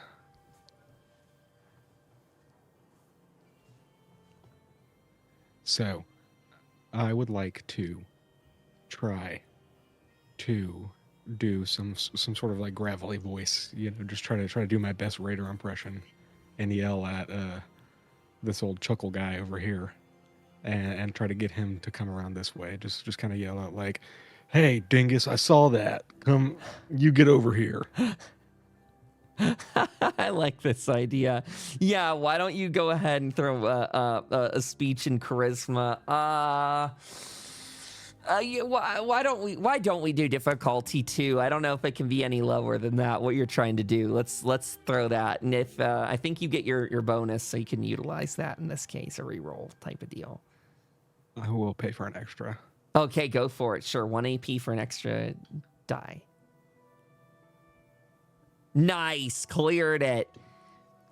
You yell over to him, and he looks pretty spooked, and he kind of glances back at the door for where he just had come from within the Red Rocket Station, and he looks very confused, thinking maybe for someone I didn't account for, and he goes, "And you want him to come over this way?" Is what you said?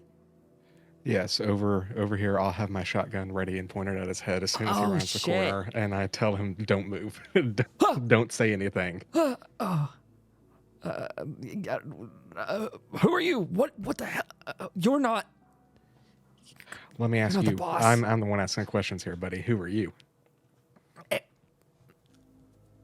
I'm the one looting this place. Can't you see? I can see that, but what group are you with? You with anyone in particular? Down the road, raider compound, call ourselves free radicals. What are you doing here? This isn't your place. This is ours. Look, we've met some of you guys before.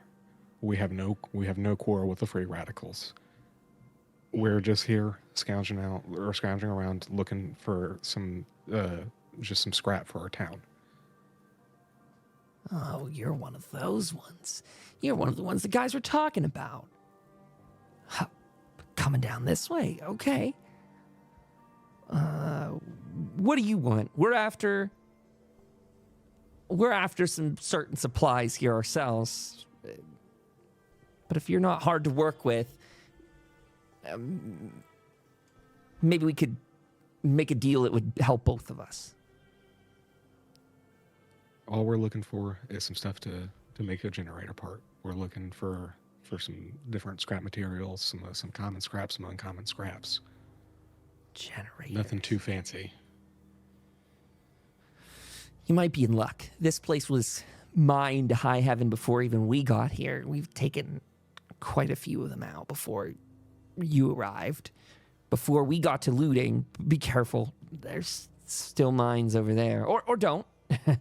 That's your prerogative. Generator parts.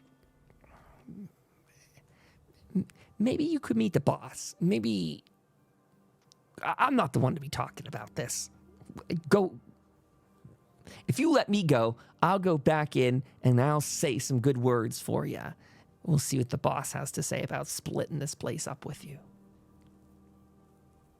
All right. But just know that this is a giant tank of gasoline. And if you try to cross us, I'm not afraid to blow this entire place to high heaven, us included. You don't know what you're in for. And he just rounds the corner and he goes inside. So, okay, to recap, you came up upon this place. Booms. And yes, he just told you it used to be mined.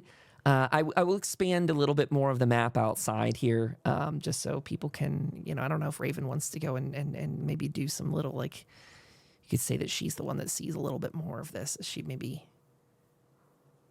get some vantage, but it's sort of a lot that goes around here. It sort of circles around, and there's other gas pumps on the other side here.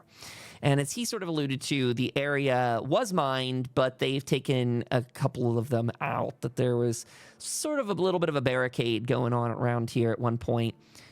Whether the military installed it or some of it came later, clearly military stuff across the street, which probably has some really good stuff for you, considering you're looking for motor style components, generator stuff. He goes inside for probably less than 5 minutes before he and one other comes out. Let me show his marker. There's another Raider scavenger that comes outside, and the two of them this time make their way back over to you, Sam. And he says, look, the boss is good to meet with you. He sent us out, said he wants you to go in, meet him on the inside. He's got a little bit of a pet project maybe you can help him with. If you can help with this, he'll split the loot with you. If you can't help with this, you probably have to worry about other things splitting. So, what do you say? You up for some trouble? We'll check it out. Is Raven visible? What do you think, Sam? Is she standing there with Sam, by the way? Or is she, like, further back, tucked away, just for clarity's sake? I'm willing to retcon it that Raven's hiding, if that's her move. I don't was know what's sort of going on. presuming she might be, just considering that she was not, like, right up next to you. Oh, okay. She wants to be hiding there. There she is. So, Sam, we'll say very clearly they only saw you. If you are going on in, you're welcome to do so. All right. Think, and you going up that way gives me all the reason to clear out the rest of the fog of war up here. Oh, yeah, I can just reveal all. Now, as a reminder, Raven, we're gonna go to the second phase of this map that you are outside and don't have visuals on this, but let's hope this works. Okay, ta-da! Okay, it's updated on the stream side. There is an interior to the building now. And on the inside, Sam, if you are going on in, you see there is a raider scavenger who is picking through some supplies over here, and a raider boss who's sort of kicked back and relaxing on one of these chairs here that I'm pinging on the screen. So whenever you get in there, you're greeted with a very gruff, "Oh, you're one of those from Hope, huh? Coming on down You this the way boss? of this expedition. You here to help me with a little bit of a predicament?" Yeah, Sam Houston, pleasure to meet you. What's your predicament? You wanted some supplies out of this place. I need someone with a delicate touch. You see, there's some supplies in a safe back behind the counter there. I want into them. However, my team discovered that there is a little bit of a booby trap keeping us from getting in. None of these guys are quite the type, not the nimble fingers to be doing anything so dangerous, especially, you see, we're surrounded by plenty of fuel that could blow us to high heaven. What do you say? You got what it takes to risk it all? Or would you rather we escort you out and let us get back to our business? I can look at it. Let me take a look at it. So as you maybe pass, if you choose to do so, around that scavenger there, he's going through shelves of supplies. He's paying attention to you, but he's not feeling like you're any kind of threat. Those other two guys took up position at the door on the interior, and the raider boss continues to kick back on his chair, very unbothered by it. And I don't know if people can see. I don't know that I'll be able to like show it on screen, but the raider boss has some really cool art to him. He's I guess in this one this one looks like he's in a little bit of power armor per se in the picture, but not in reality. He's not in power armor right here. But he is in rather tough kit. As you go behind the bar there, Sam, or the countertop, you do see that the man at the counter, you gather he probably was not. Well, actually, I'll leave that to be determined later, where you think this man might be from, whether he's pre-war or post-war. A little bit of investigation can maybe shine some light on it. But it's clear that they rigged up some explosives back here that if supplies are moved, there's a floor safe, we'll say, that's like sort of underneath this box and those canisters. And that whenever they're moved, sort of a trigger plate style situation, that it could set off one hell of a kaboom. Considering there's gas around here, there's a massive gas trailer outside, as you mentioned. That's what's giving these guys pause. Not that it's maybe a trap they've never seen before per se, but just that they recognize this is a little bit of a suicide mission, and they're hoping that the payoff would be good. Now that you're here, maybe their odds are better, or not. Does Sam want to take a shot at popping this lock, at unlocking this trap? Is it a lockpick test? Yes, it is. It will use lockpick and perception. That's what gets me is the perception. It's going to be probably impossible if I do perception. I was going to ask if I could make a case with it being perhaps a technology-based thing. If I could try intelligence. Sure, I would do that. Yeah, because of how this is set up. Absolutely, lockpick and intelligence works for me.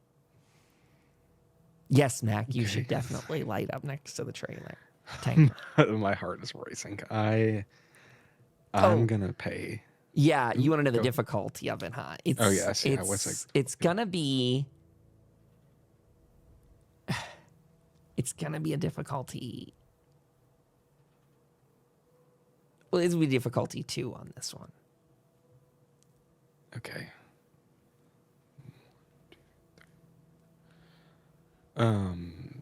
With the AP that we have, I could buy 2 die.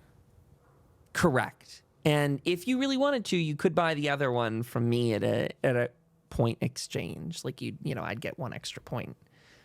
If you really want to roll them all. I mean, this feels like that type of situation. I mean, I feel like I'm not like over freaking out about this. No, I feel like that's probably fair. Maybe. I feel like it's also possible. I mean, if you want to, you could maybe schmooze one of these dudes into helping you with that test.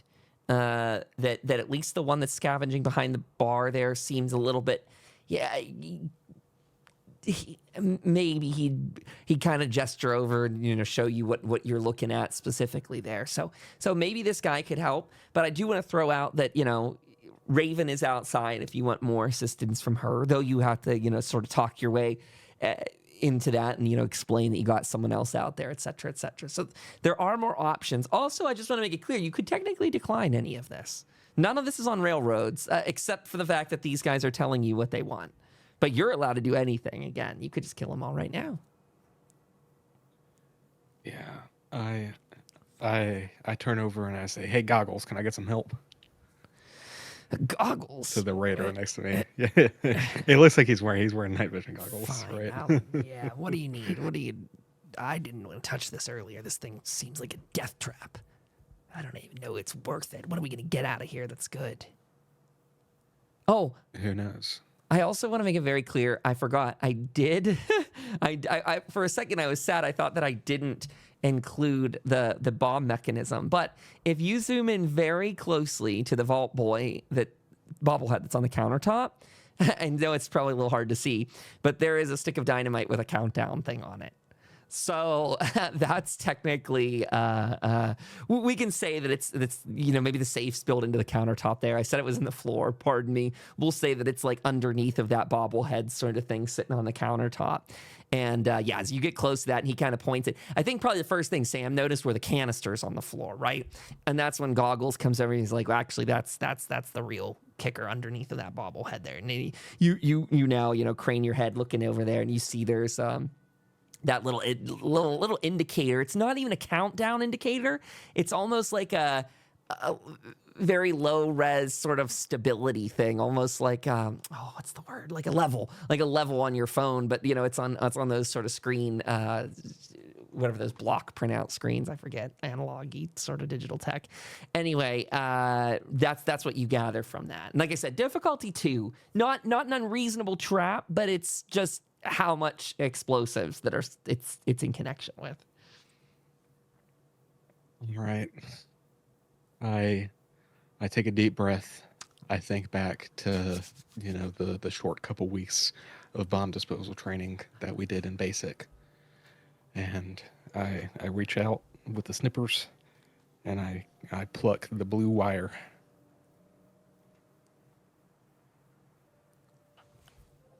Oh, good God. Holy crap. I'll pay luck to re-roll. My gosh, that roll, man. Why don't you decide what you want to do?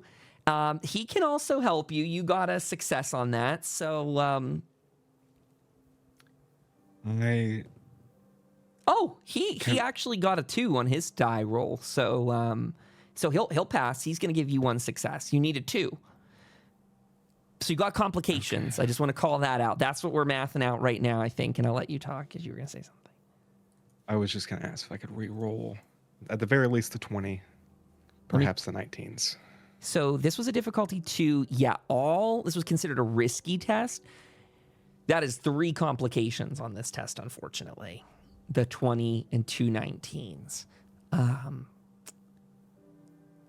That's an interesting thing to get a complication on, too. No, I don't think you're dead, Raven. I mean, this enters the negotiation thing. I don't think you're dead. You two technically passed. But how many of these complications do you want to roll? There is to be some sort of penalty, technically. But I don't think the penalty is exploding. I think you've cleared that hurdle. But I'll ask Sam how many he'd like to re-roll from that. I can spend 3 luck and re-roll 3. You could do that if you wish. I mean, if I can wipe off them. Yeah. Before you do that, or as you're doing that, I will just say again, these are not going to kill you, these complications, but they will adversely affect your journey. So you decide completely what you want to do. You can spend all that luck if you'd like 1 per reroll. Yeah, I mean, we still have plenty, and we're going to go back to town and sleep up, so maybe we'll get some more back. I'm going to do it. Go for it. Oh, nice. Nice. So you get I guess that's 2. So you get 3 AP back is what it looks like to me. That's the math I understand. Yeah, because it's tagged. Oh, it's tagged, so... Yes. So that's actually 4 back to your pool then? I think those are 2 crits then, so they count for 2 Ps. Because you're lockpick, if you're tagged in lockpicking, that is to say. That works. Perfect. 4 AP back in your pool. Wonderful. I think there's a moment when you cut that and you see the little indicator, which is just a standard like red clock face timer, like you still have on ovens and old alarm clocks and all that. And again, what was only showing is these sort of balancing indicators, these flat lines that would kind of be the cross section of an 8, if you will. They sort of look to spin, like for a second you see it look like it tries to animate like as if it had just fallen. You think this thing is like about to blow, and then simply the screen goes off. It is dead. It is neutralized. The guy next to you's like, we're still alive. I'm still alive. I exhale the biggest just sigh that I've ever exhaled in the last probably couple years, and just my entire body melts away with relief. The raider boss jumps basically out of his chair, runs over to the counter, big, tall, burly kind of guy, slams his forearms down on the counter and says, "You did it! You did it! Oh, pop that baby open. Let's see what we got in that safe," he tells to his man there. "Oh, man, Sam, was it? That's what they're calling you. Sam Houston. I don't remember you. This is a good haul, I'm sure." Yeah, let's take a peek at what's inside. Well, I'm curious. So we can do a couple different scavenging things for this location. Notably, in the safe that they were interested in getting into, pops it open, and it is full of chems, tons of chems. Jet, all kinds of... Wait, I forget when Jet was made. I'm sorry. My timeline, Fallout, etc. But it's got all the... He's got a lot, a smattering. That's what this guy wants. He grabs a couple out of there. "Boss, look, we got the haul!" And he takes that cardboard box that's next to it and just starts scooping them out of there.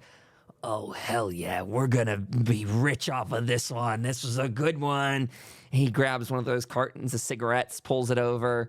The boss, that is, kind of starts looking through some of the stuff over on the countertop, starts, pulls back that the cash register there, starts trying, pulling it apart, rummaging through it. Kind of an area that they were scared to touch before.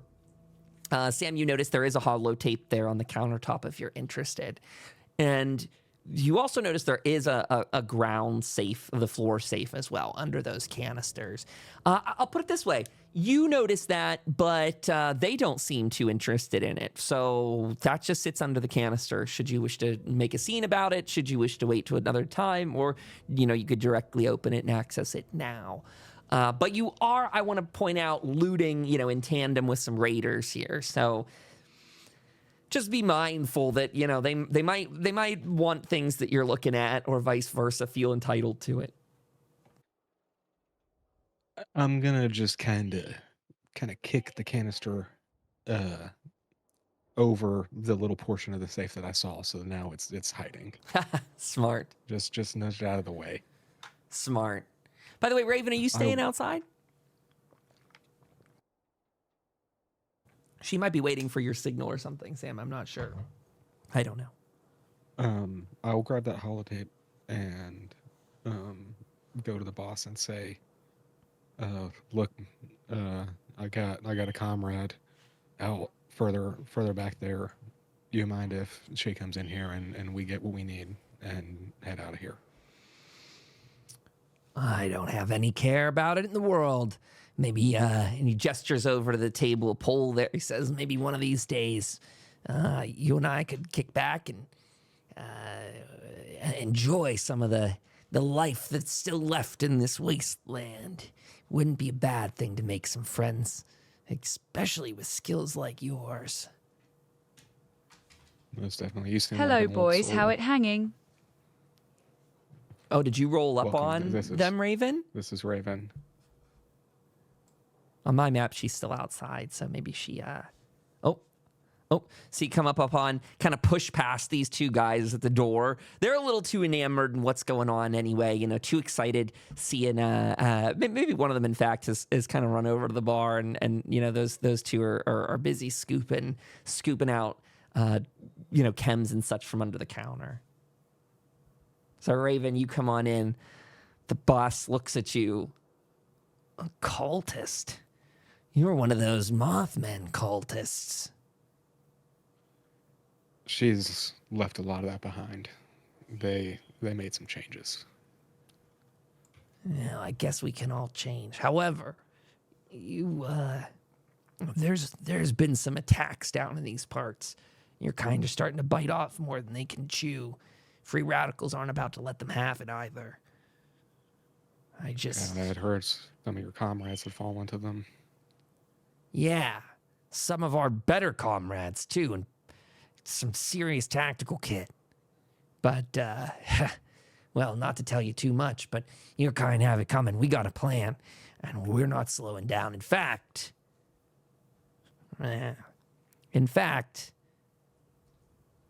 this place was just a good stepping stone in the right direction. We're not just here for the chems that are back there, though that's a nice find. We're actually here for that fuel trailer. That is something we're taking back with us. Let me ask you something. You seem like an old soul. Were you here before the bombs? You know it. These parts are my old stomping grounds. Some of these newbies, though, these guys are a little younger, born post the bombs fallen. But there's always a good spot. I was one of the original free, well, they're calling us free radicals, but I was one of the men from the penitentiary. We formed up after the bombs fell and things went belly up. It was just us and robotic wardens and prison guards. We made pretty easy work of them. Knew a lot of the Protectron flaws from pre-war, and they weren't hard to get around. I think you've already met some of us, but we are holding up down at the West Virginia lumber mill. You know what? In fact, And Sam, he leans in as you guys are kind of close, and he whispers, a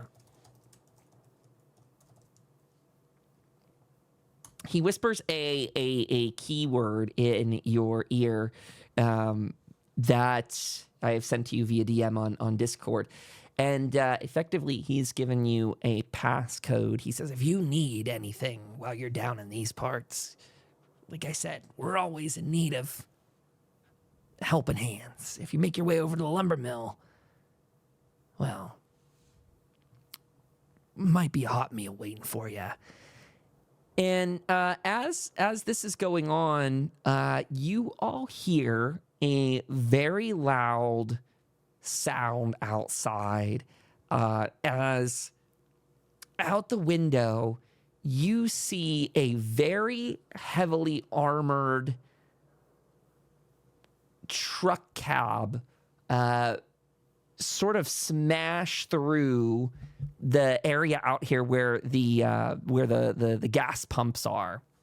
You just kind of sort of see this looking, out the window. Raven, I don't know, you'd probably see and hear this over your shoulder, but this big, heavily armored, and Raven, you could think of this like one of the cabs in GTA, Grand Theft Auto, with the plow on the front of it, very heavily armored in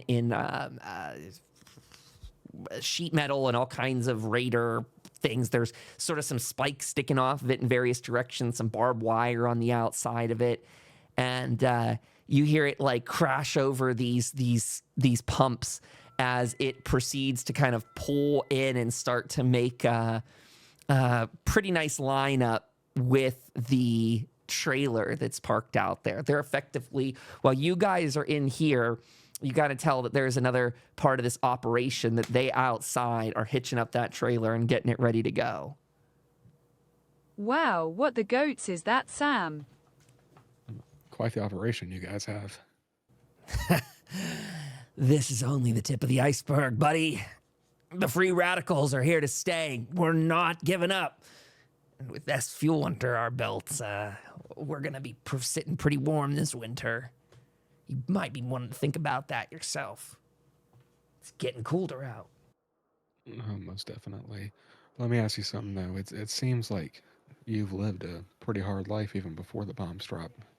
Don't you ever get tired of it all? Don't you ever get tired of getting shot at defusing bombs?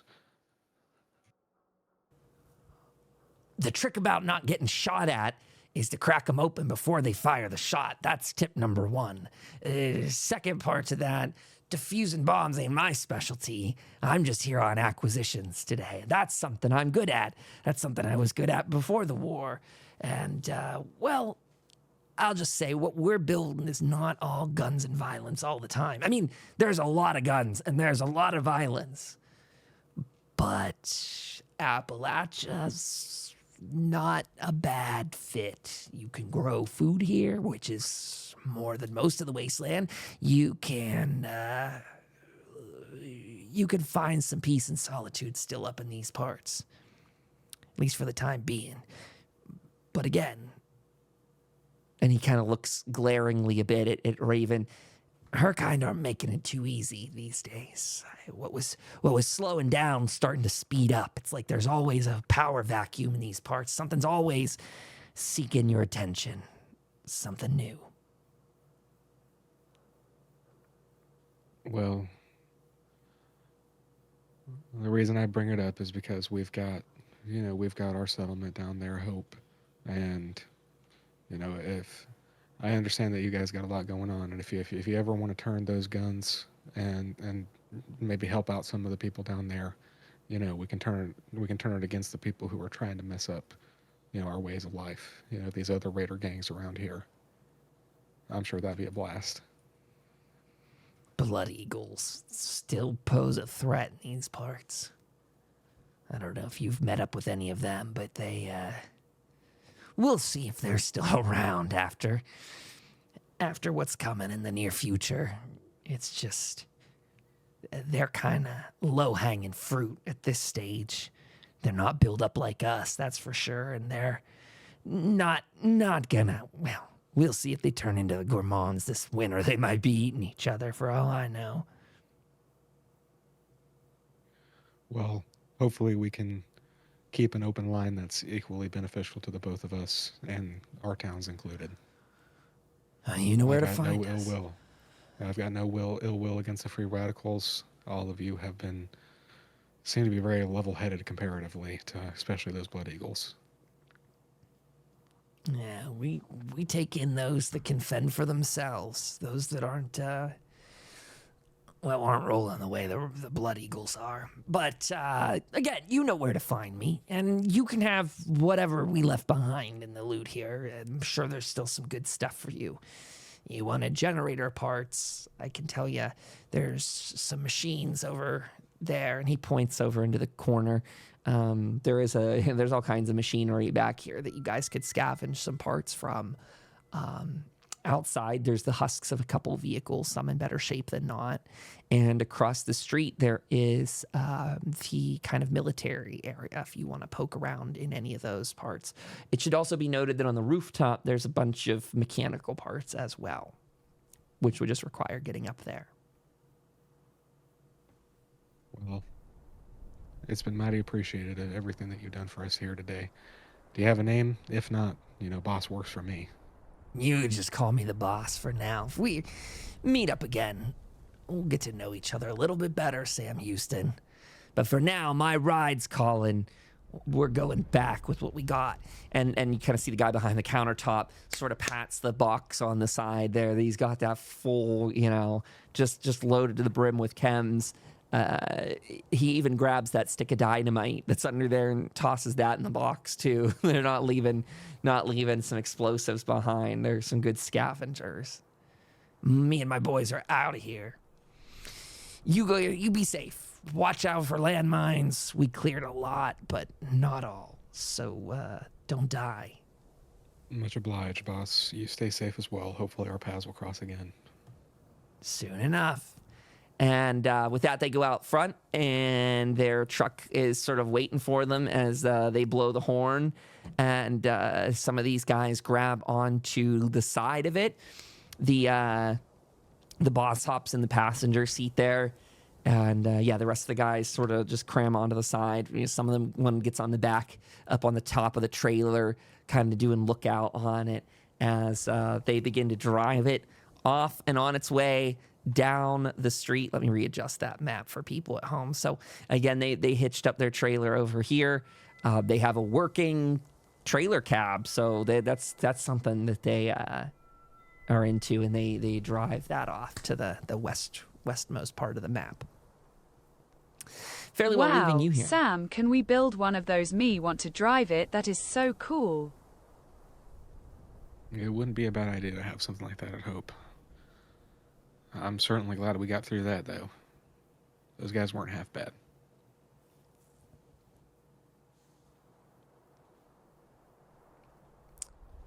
I would say you guys, we've got about 30 or so minutes left of the game, give or take here with whatever we want to get done tonight. We should probably do some looting of this place. Knowing what you're after, we'll say this is going to take you guys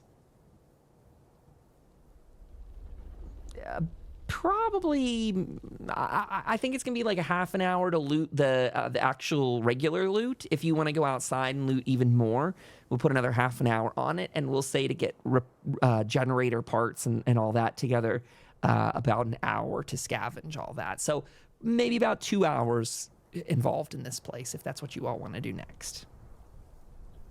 Oh, I'm good to go. I'm ready to do that. Sure. For role-playing purposes, I'm gonna grab these cartons of gray tortoises and stuff them in my pack. Go for it.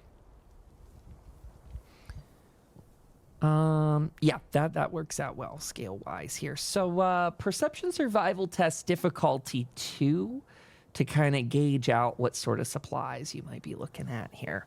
Raven, if you want to lead that and Sam wants to follow you with it, that works for me.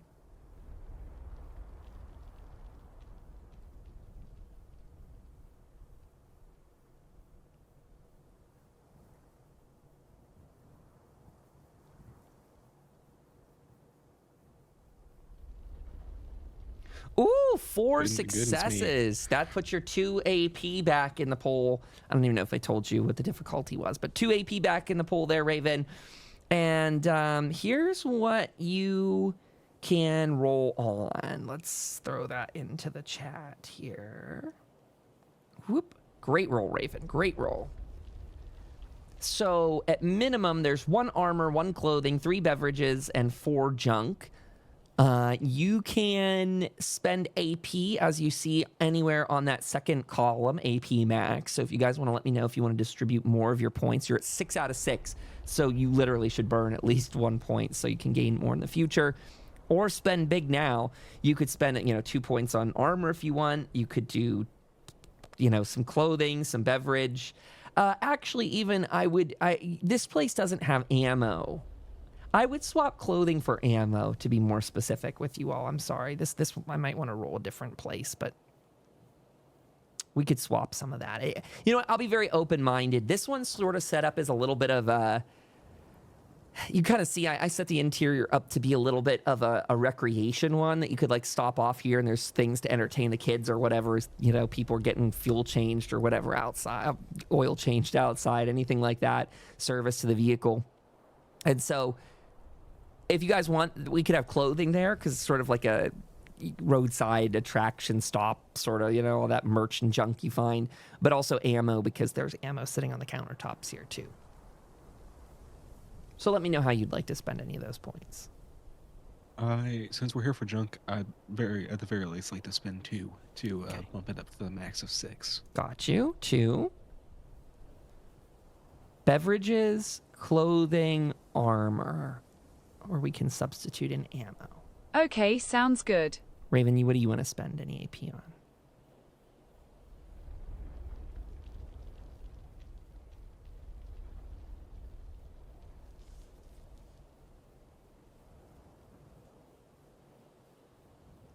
Maybe it's fair to say they scavenge the ammo out of here, to be honest. Maybe that's why.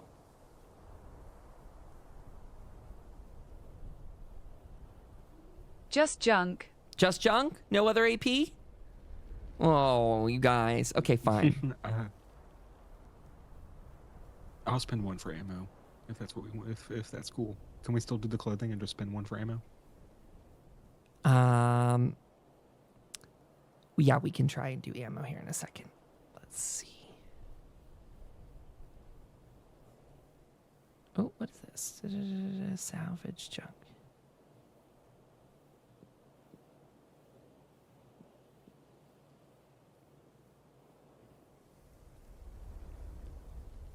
I'm trying to find. Okay. Is this right? Okay, cool. Your scavenging list here, and I need to get the ammo because I don't have this one on here.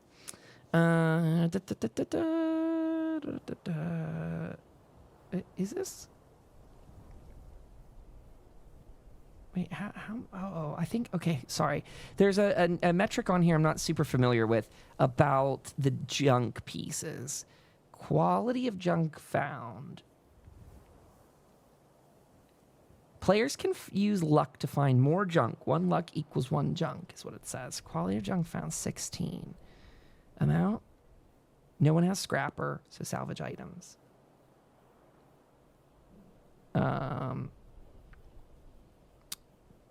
The character spends 2 hours and 40 minutes salvaging 16 items of junk, which gathered you 12 common materials. This was the chart. This is what I got as an automation. Let me just see. I don't even know how this works yet. Salvage items. Does it give us uncommon bits or no? I don't think it ever wants to roll for uncommon bits. Let me see.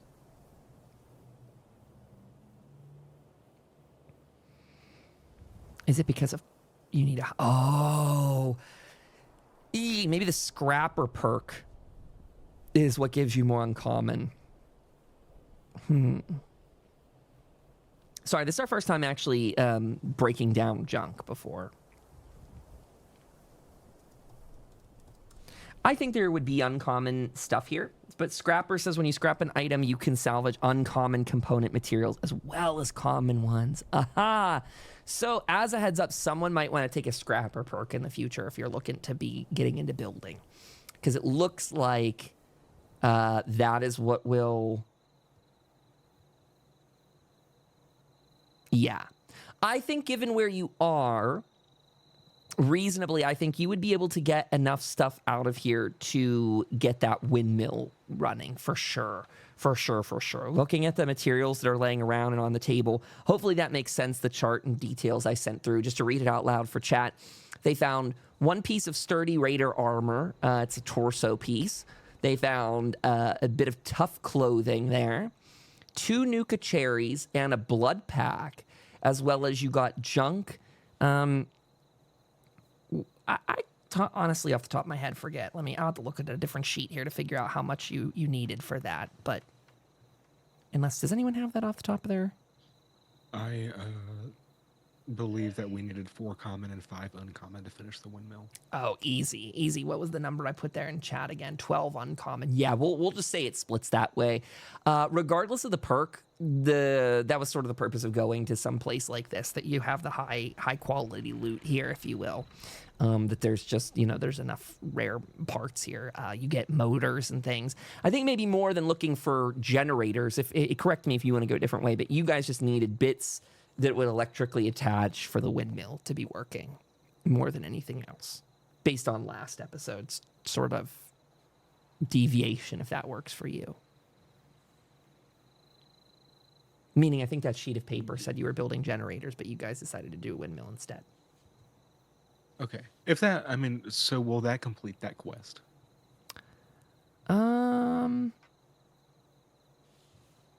I think they specifically wanted you to get generators, but I don't think you guys can do that, is a little bit of the problem. Let's see. Sort of the trick to it is you guys decided to do something that wasn't what they requested, which I'm fine with, but I don't know that they just said, we need power, scout and recover 3 generators, which...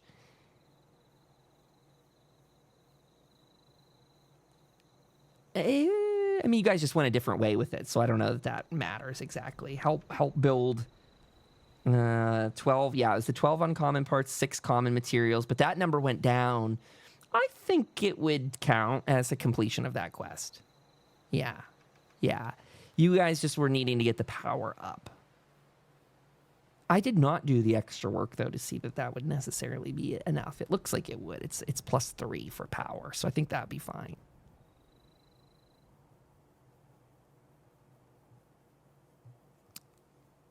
What do you guys think? If that's cool with you, it's cool with me. I'm down to still focus on surplusing their power anyway. So, I'm fine with continuing, even if we need to look for 3 generators, I'm fine with looking for generators as well. I'm just not unsure where they might be. Yeah, I again, it's just because you guys went a little bit different of a way of it, is all that I can think of. Just meaning, and I'm okay.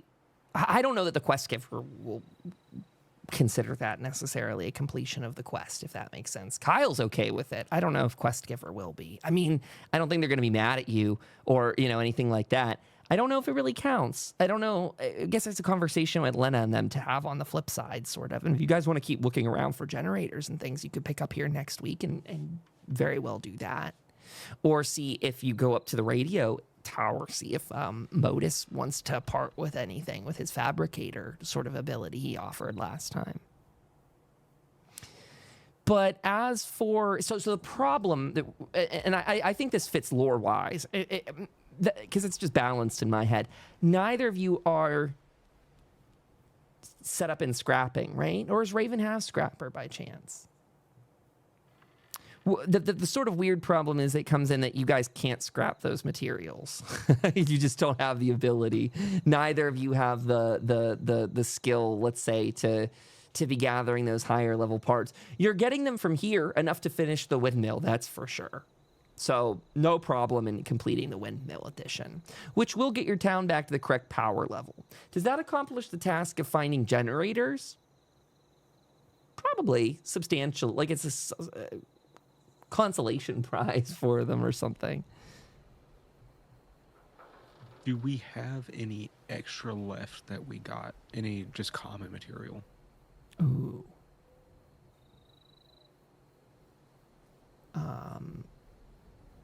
What was the numbers there? 16 things of junk, 12.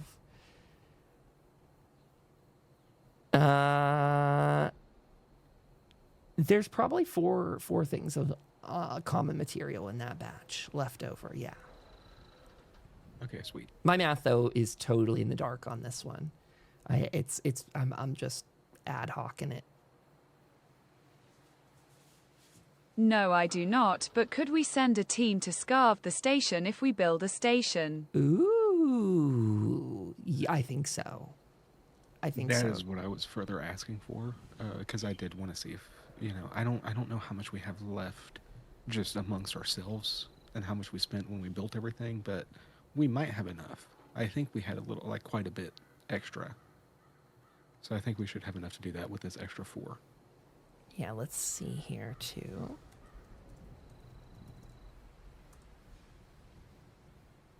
Scavenging station. Scavenging for supplies, a way of life for most of those in the wasteland, but scavenging station can make this much more efficient by gathering tools useful in salvaging raw materials from junk found in the ruins. For each scavenging station, the settlement roll up to 3. You may roll 3d6s when scavenging. You may re-roll 1 time for 1 or more people in the settlement. Takes the scavenging action. Okay, so you need to set scavengers once that place is built. We'll see how that works later. If that's what people want to do. But I don't know. By the way, that's probably going to add more to the energy drain of the place, but I'm not sure how that works right this second. Do that on the sheet here. Not that I think that bars you from doing any of that, but it is a weird balancing act that keeping certain things powered at the place.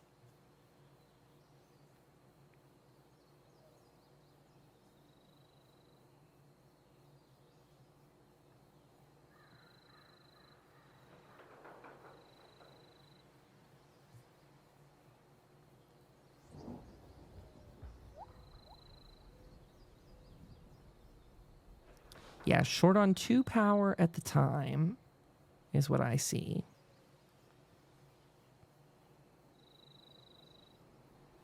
Scavenging station's not on the list yet. Okay.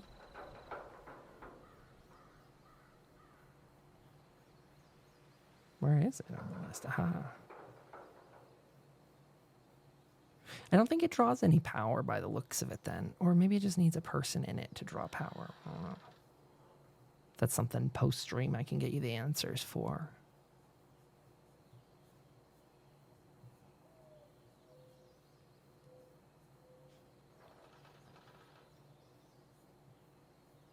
You guys are welcome to go to other things and explore around here if you want. Yeah, I'm transcribing some of the loot that we got. Oh yeah, for sure. Raven, is there anything in particular that you would like from that list? Gunshots in the background. Someone's out there taming the wasteland. Yeah, hopefully those guys didn't run into any trouble. Let's hope not. Them and their big convoy. Not really. Not really. I'll hold on to it. Perhaps we can sell some of the stuff when we get back. There is also some other... I guess, the game technically calls these like nested areas. So if you guys want to brave it into the military area over there, that's sort of an untouched military spot. There could be more goodies in there.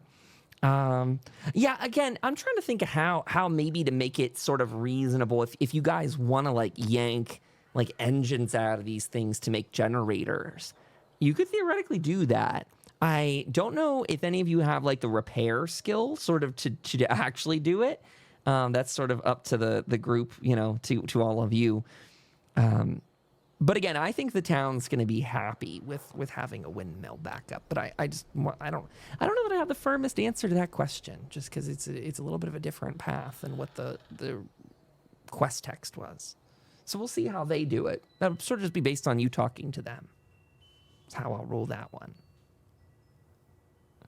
I sort of let the NPCs guide the narrative, meaning I just act like I think they would act whenever you give them anything, really. Theoretically, you could probably like lie to every quest giver in the game if you really wanted to, and like you could probably do the equivalent of like a wood nickel or a wood quarter for most of these people, and your sneak or speech test or whatever you want to do would beat it. You could probably confuse any quest giver theoretically. So just throwing it out there. The thing you asked us to kill, we killed it totally. Totally. Here's its head, and you just. Yeah, very much like the Fallout TV series when they, he smashes the other head and tries to hand that in as the reward. You'd absolutely try that. That's what was like making me pause for a second. I was like, 3 generators. I think that's good enough. What you found, the uncommon materials being the big parts. But again, I want to call out. You could loot more here if you want. It is probably getting to be dark though. To put that out there too is sort of a little bit of a ticking clock for everybody. Whether you want to spend the night here or not, what did we say? It was going to take you to about 6 p.m. to get down here, and then it's been about another 2 hours. So it is probably getting dark in the game. It's probably about nightfall. 8 to 10 p.m. is the range you're into right now. So you could loot some more still if you want to dig through cars or anything like that. You just let me know, and I'll roll up loot tables. Some of the stuff, again, is heavily searched already. But, we can either put a pin in it here for tonight, pick up here next time if you want. Whatever you want to do. Got about 15 minutes, 20 minutes about a real-life game time. That army stuff looked good, Sam. What do you think? I would like to check it out, but here's my fear, Raven. I fear if we set one of those mines off, it'll cause a train reaction and potentially blow everything to Kingdom Come.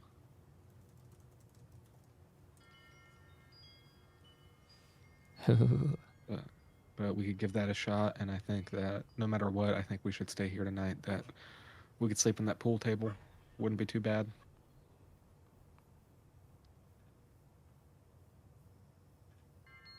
Well, that like fun, but also bad idea.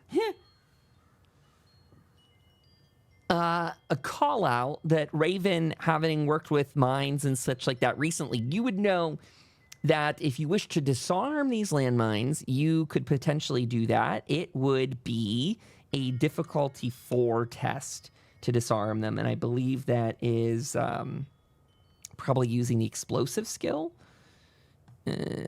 What's that governed by?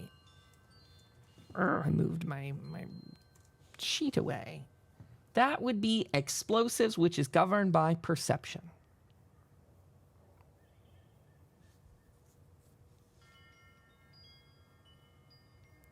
Do you want to give it a shot? If we decide to do it, I think we should try to do this one, because it would give us more room. Oh, good idea. He's going up to the corner up here, everybody. Whoop. Sorry, let me do that closer for other people at home watching, so we will. Okay, I will try. Okay, good on you, Raven. How close is Sam standing, just so I know? Raven, we know you're going up to it. I'm getting behind this big, giant truck. Oh, smart man. That's what I like to see. Frag mines, he searches. Okay, don't worry about why I'm pulling that up, Raven. Great. Oh, she's going for that one. Okay, she's going. I don't know, but that's fine. Okay, Raven. So you're going up. It is a difficulty 4, but it's a difficulty 4 explosives and perception test. But I am willing to work with you on that. I think is the technical one. But if you want to use something like lock picking or something other, we're going to keep it with the perception skill though. But explosives. And don't be afraid to pay AP. We will likely need to do it. Yeah, difficulty 4, Raven. You could get toasted. And what if she dies? Oh, never mind. Hey, at least that explosive trailer is not behind you. Like if you want to try to pay him to get us full, get yourself like 3 extra die, I really think that you should. That's a huge gambit. 4 die. That's like that's a really hard one.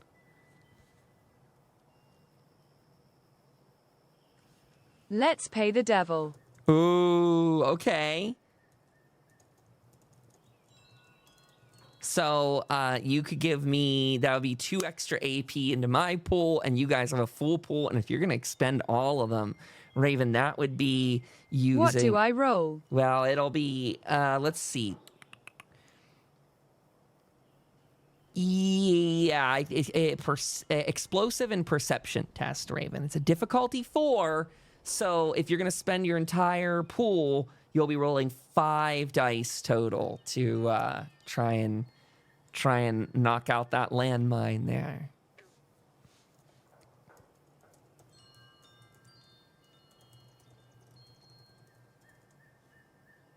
Technically, there'd be an extra die in that. She's got 3 successes. Come on.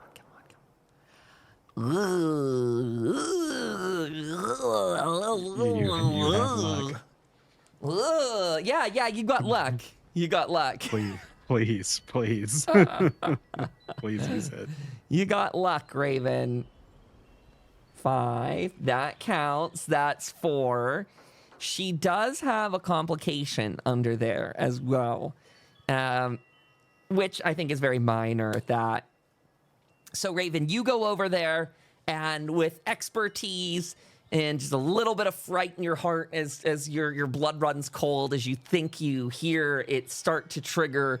But with that, Raven, you collect yourself a disarmed fragmentation mine, and the only penalty to you is that as you're digging this up and you're trying to get this out of here, you scrape your arm and receive 1 point of damage to your whatever dice roll we get first. Nope, that's to your torso. That doesn't mean whatever. Fuck it. To your torso, you get 1.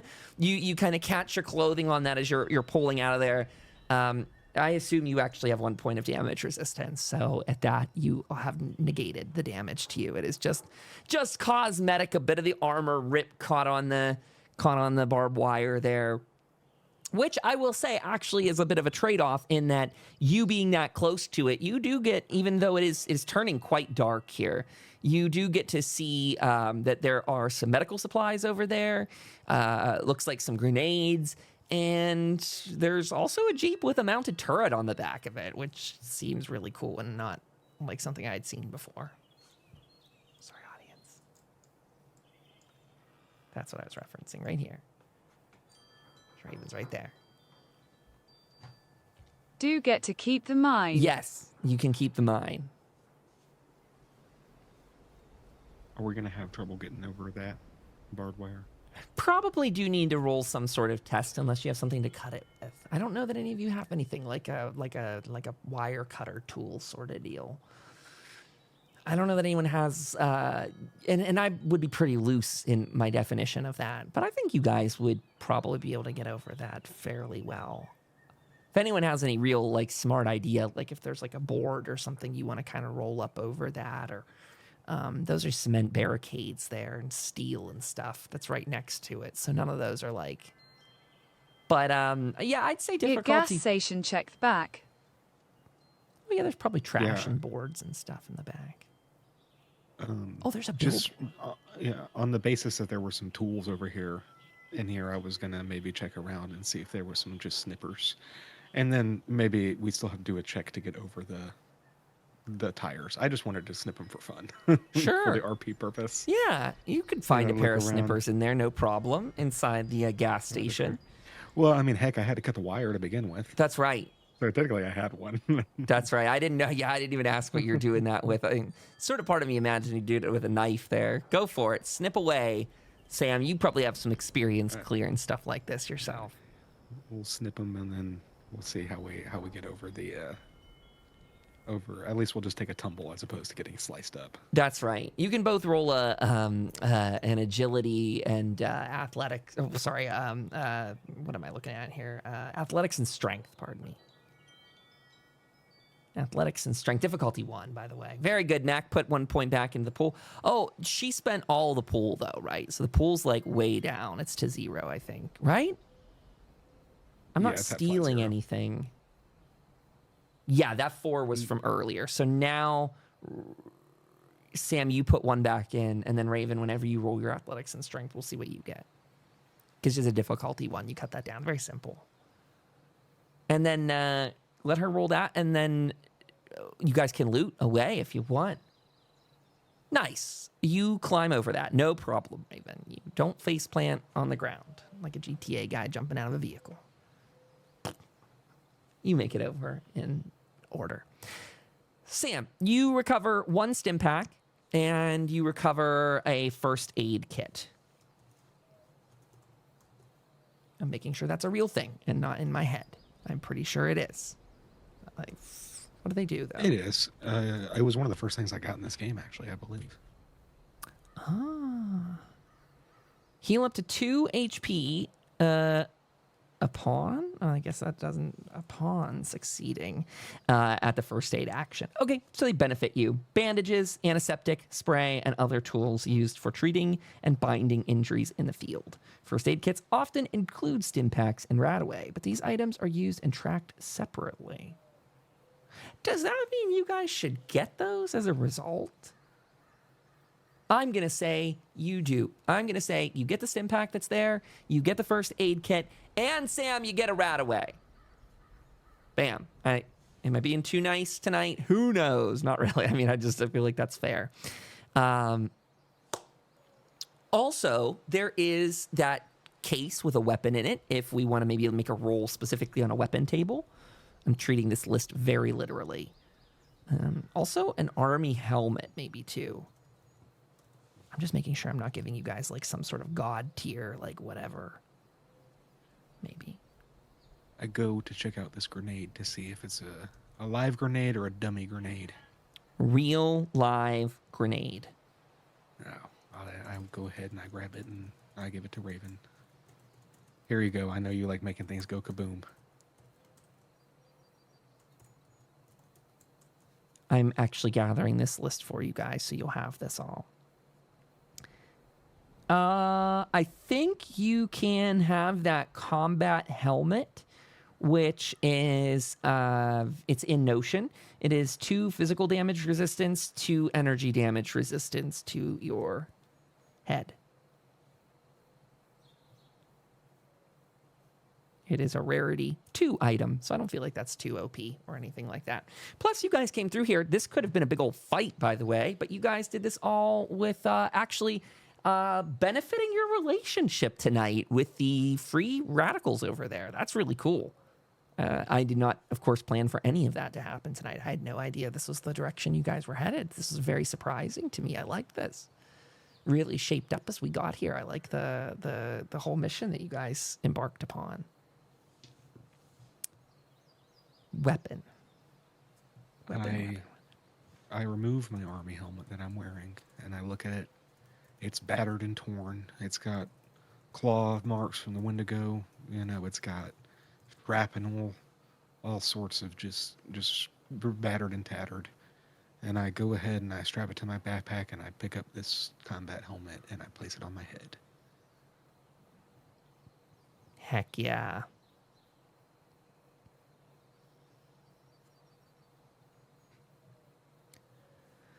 Okay, last little bit of an item I really want to pull is, again, what are we choosing from a weapon list?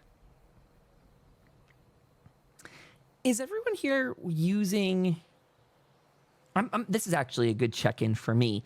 So Raven's bow is a rarity 1. Sam, you have a combat shotgun, is that right? That you use as your primary. What is that rarity? Combat... shotgun is a rarity 2. Okay.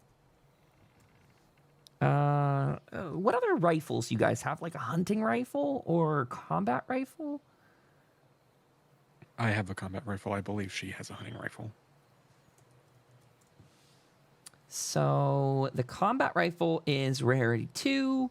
So is the hunting rifle. We're okay, sure, whatever. Oh, interesting.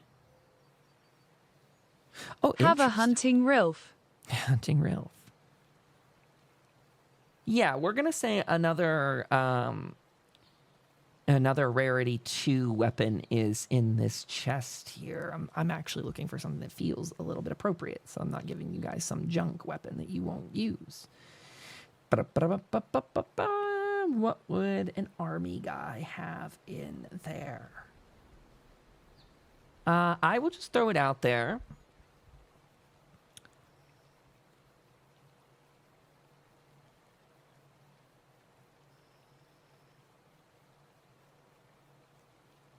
Yeah, I'll leave this open to the gang here. Just sort of free that you get to choose this one for tonight. Could either be a 44 pistol, an assault rifle, or what was the third one? 9mm pistol. I don't know if anyone has a preference out of those 3 that you might find in this chest tonight. But I wanted you guys to have something that you're going to use instead of, well, I mean, you can sell it too, but instead of giving you a laser rifle. I think an assault rifle is probably the most likely to be in there, given this layout. I was going to say I wouldn't. I think assault rifle would be nice. Assault rifles have the burst damage effect.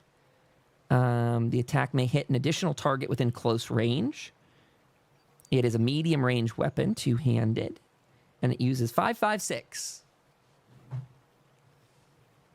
I have a 44 Mac if you're, interested in it. Ooh, I don't know. I don't want to be the judge of it, but I think an assault rifle would be nice. We've never found one of those before. If you guys really want, I could roll and throw it up to the gods. To be fair, I think that chest is probably the size of a rifle, not a pistol. But that's just my opinion. I'm being ultra literal. Let's call it. Let's do it. Okay. Let's Also, we'll roll for whatever's in that chest, and that's the very last of it tonight. We're just going to roll to see what's inside of it, and then you guys will have gotten I feel like a decent amount of loot from here, and if you disagree, we can add more loot next week, because I didn't really have a huge, plan. We'll say that they very much looted the interior was kind of the vibe there, sort of what they told you even, that they were, I mentioned at the time, oh, you have that floor safe you can hit up, too. Create location, sorry. Whoop, fast. Tiny, these are going to both count as tiny for a safe. That's right. We'll do a military safe. And this thing is completely untouched. So create. You guys only have 1 AP in here. So just to keep it quick, I'm not going to incorporate that AP just for the sake of yeah. Okay, I'm actually just going to write this in the list here. You get 0.38, 38 ammo. Okay, and... Okay, so in there was 13 rounds of 38 ammo, and you got 2 boxes of Instamash in there. Also, there is too shabby. Casual clothing. On top of that, do I want to re-roll this in a different way? Reset. We're going to loot that interior. Can you, Sam, roll a just difficulty 1 for that chest back there, lock-picking test for me?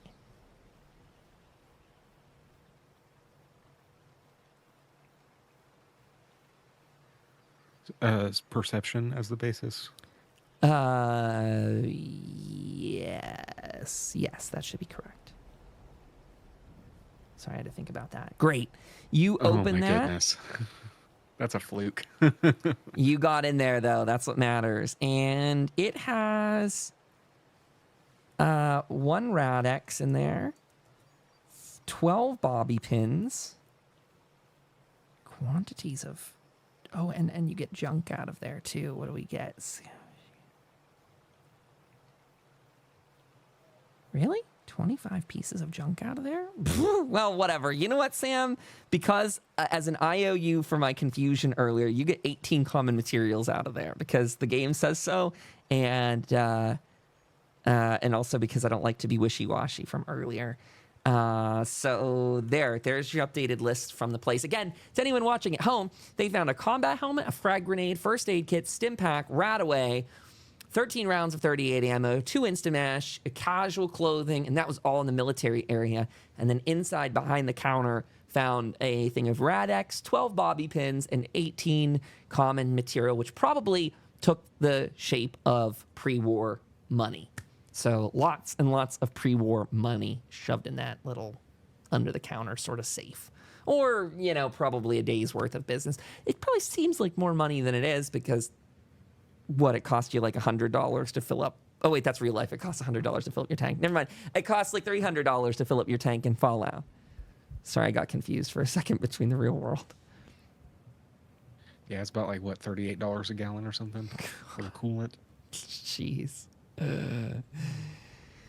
Thank you for playing with me tonight, to Sam and to Raven. Do you two, Raven's very short on time, but considering it is nighttime, you guys could set up a camp here if you'd like, and we could do that right before you go out on the road, because Raven, meaning before Raven leaves, because she's got that perk into it. Actually, for what it's worth, I don't even know how to really use this calculator when you're building with such a strong campsite to begin with. You know what? To save Raven time, because I know she needs to leave, we're just going to say, if you're interested, you guys can choose this now, though, if you want to spend the night here. These are considered very defensible positions, both in the TTRPG and I think generally in Fallout. So there's kind of the rooftop if you guys want to get up there and do security throughout the night. But, this is your little spot. Or I'm sort of gesturing back to the place that Sam's in, the actual Red Rocket station. So if that sounds reasonable to you two, or you don't have to rest, you could just pick up next time that you guys stayed awake and, you could continue trekking throughout the night. It is worth noting, though, your travel here did incur some fatigue and stuff like that. I want to rest up because I'd like to maybe try to hit those Jeeps tomorrow and maybe just throw a repair out there and see if we can scrounge anything from them. Sure. To try to build those generators. Sam, we should set up camp for the night. The building looks safe for the night. That's not a bad idea. Sounds very reasonable to me. Again, I can look at some of those sort of things. Most of these campsites, though, that I was looking at are ones that you would be creating out in the wilderness. And this one probably has a lot of those features already to it. I guess I could do a roll, though, for next time to see if you have any visitors in the nighttime.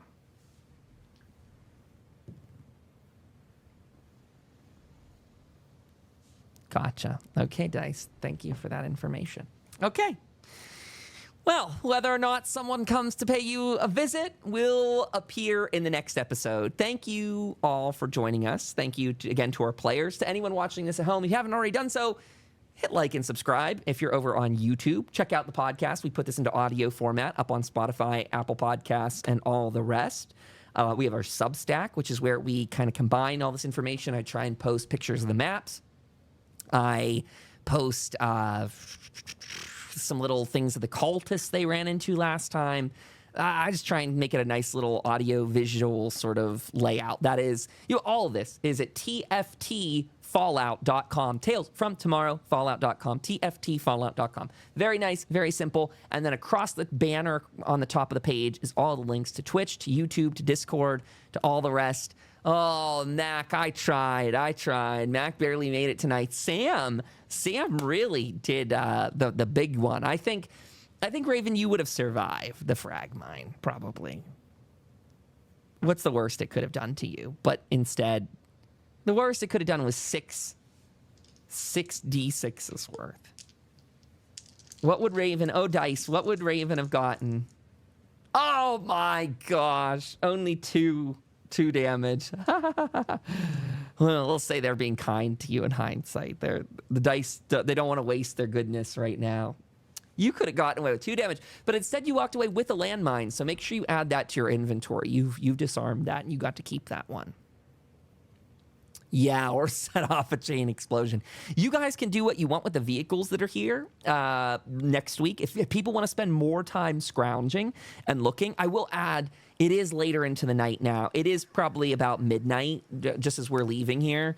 Maybe I should make a note of that somewhere, I don't know. But it is midnight as we're departing, because extra time you gathering those materials over there after you did the landmine and all that, looking through boxes and all the rest, adds a little bit of time to it. Something close to midnight. So I'm happy with it here. Any last outstanding questions from the party? Anything I need to be aware of? I'm good to rest up. Good. Good. Okay. Well, to everyone at home, thank you for watching. We will be back next week, 7:30 p.m. Eastern time on Twitch to do the pre-show that is Overseer Kyle, so twitch.tv/Overseer Kyle. We kick off at 8 p.m., the official show, and then we do that on YouTube at 8 p.m. as well, so it multi-streams at that time. Like I said, Substack has all the links you could need.